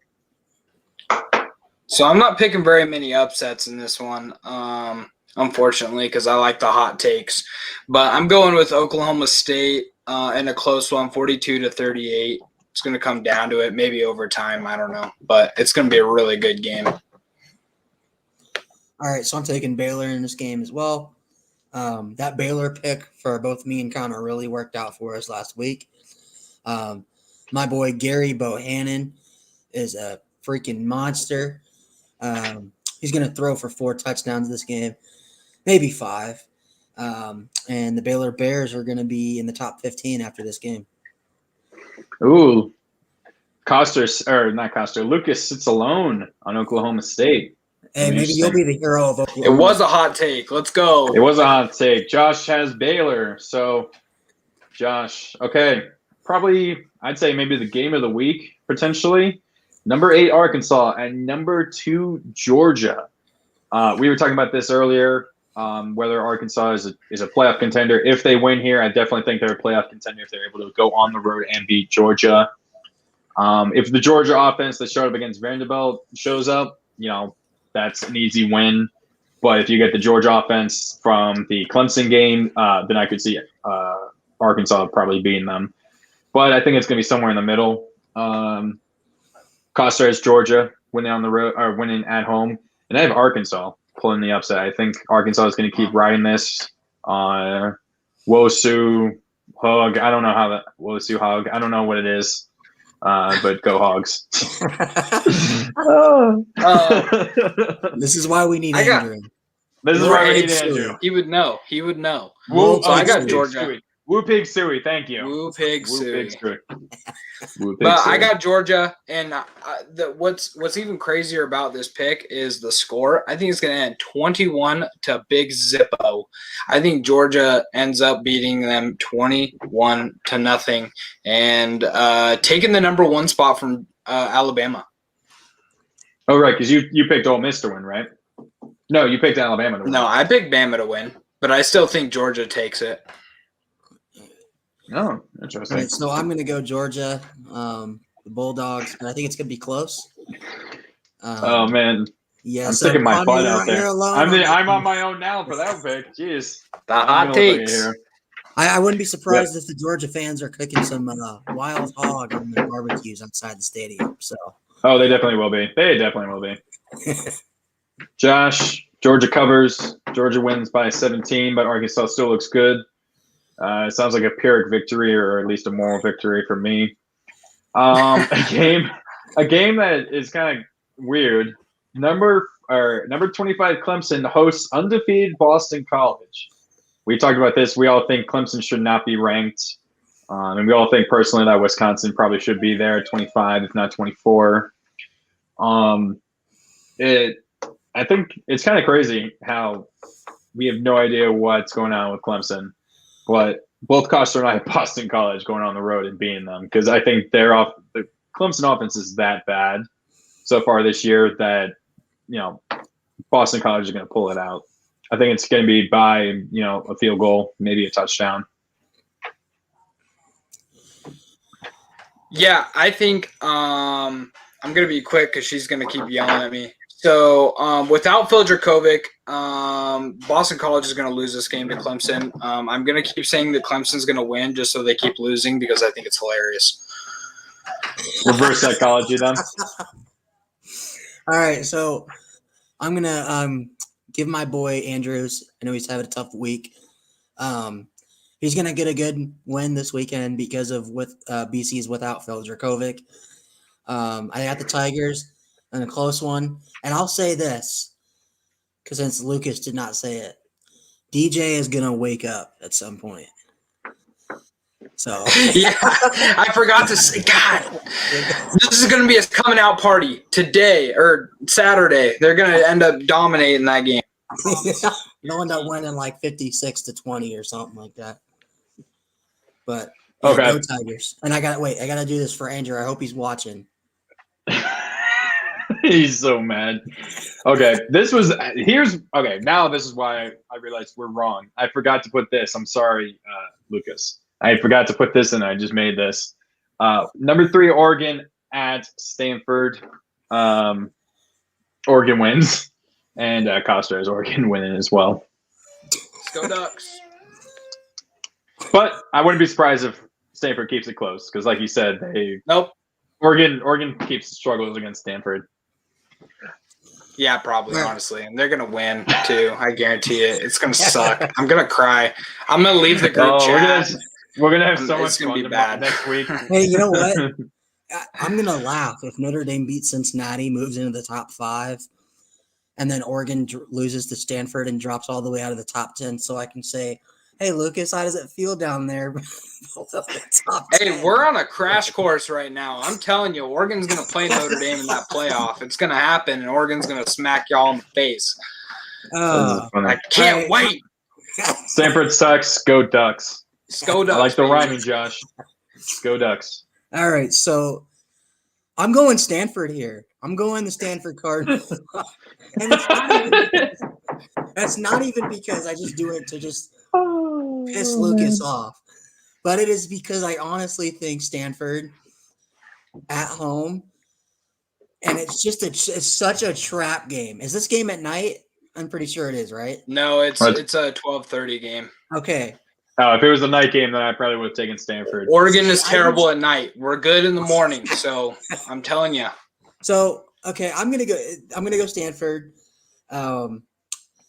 This is okay. So this is gonna be like 10 a.m. No, it's gonna be like 9 a.m. California time, right? I'm pretty sure. No, it's gonna be 12:30. So it's 3:30 East Coast. Time?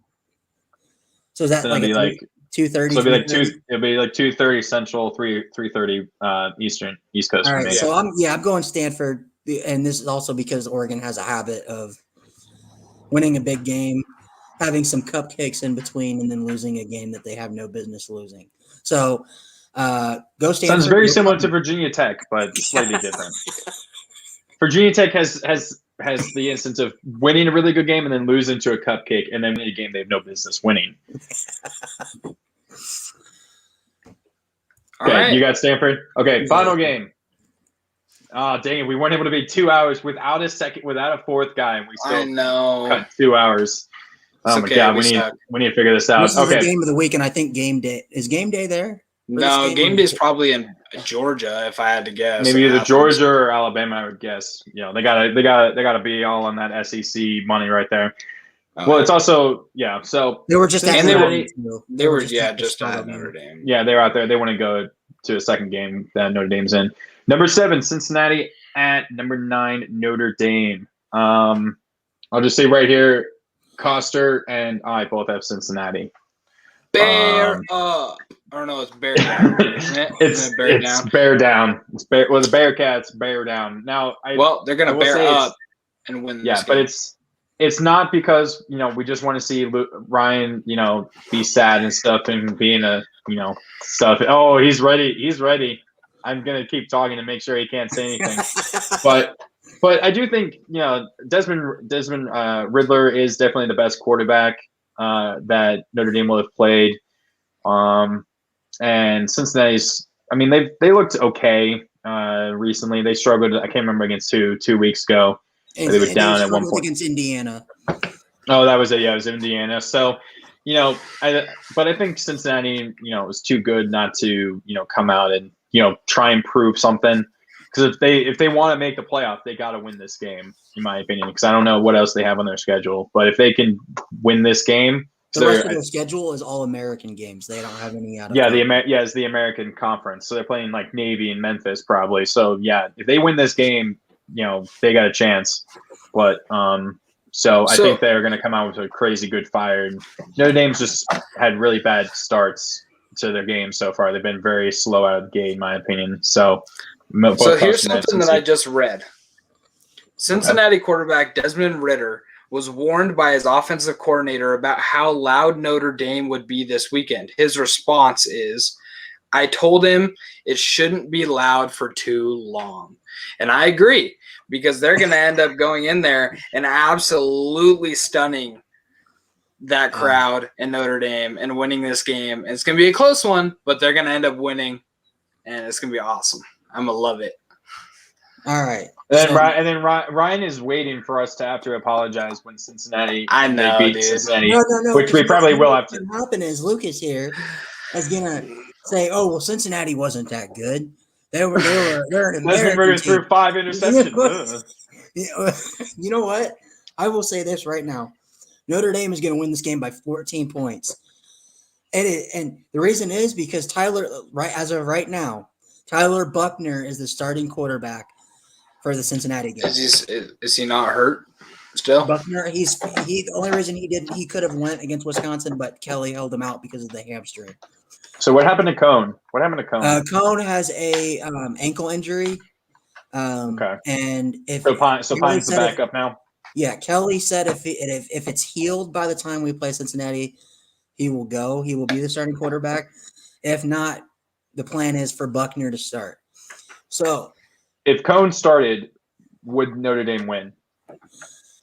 Yes, because what ended up happening is Cone will get hurt again because the O-line is so damn bad. I'll be sitting there, please sack my quarterback, hurt him, please. 3 touchdowns. Wow, he has to win by 21. Wow, Jeez. Josh is going way out there. I like it, Josh. I like it.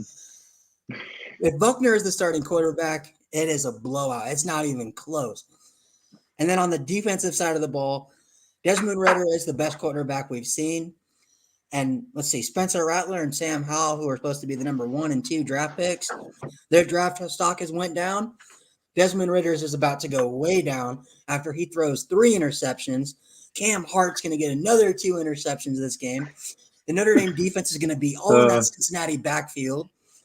And Marcus Freeman just came from Cincinnati. Brian Kelly is from Cincinnati. Marcus Freeman knows what offense Luke Fickell likes to run. Marcus Freeman's defense has stepped up the last couple of weeks. So we are going to pick off Desmond Ridder. We're going to be on that backfield. Notre Dame's going to win 42-28.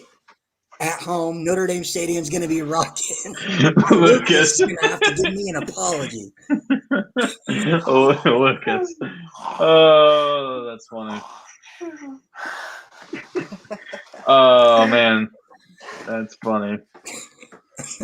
You guys better hope Cincinnati doesn't actually wins, because if they don't, we're all week. Oh, don't worry. You'll be hearing it from me when my Ravens feature Broncos. No. I'll be when the Broncos win without Jerry Jeudy and KJ Hamler, you'll be hearing from me. Well, such cute pups. Here's your pups. My dog hates me. My friends. My dog doesn't like me. He barks at me. We got to say this once before we get off.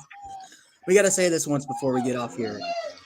Go Blue Hose. Blue Hose won the Yeah, they're on the bye. Blue Hose. Oh, my God. They are on a bye week this week, but, man, ever since we out. started backing them, they are terrible. And I feel really bad for those guys. I think they're 2-0 since they're 0-2 since we started backing them. Oh, man, they've gotten destroyed, too. I guess. Okay. Well, that's the end of the show, guys. For Lucas and Ryan and Coster, who's still curled up in a ball on his bed, crying himself to sleep, I'm Connor. Have a good night, guys, and we will be back here next week at the normal time of Wednesday. Today we had to do it differently because Lucas has a job that gets in the way. Yeah, there you go, Lucas. Just protecting people for their lives, Yep. Thank you. We'll see you guys next week. Absolutely. Have a good night, guys. Yep.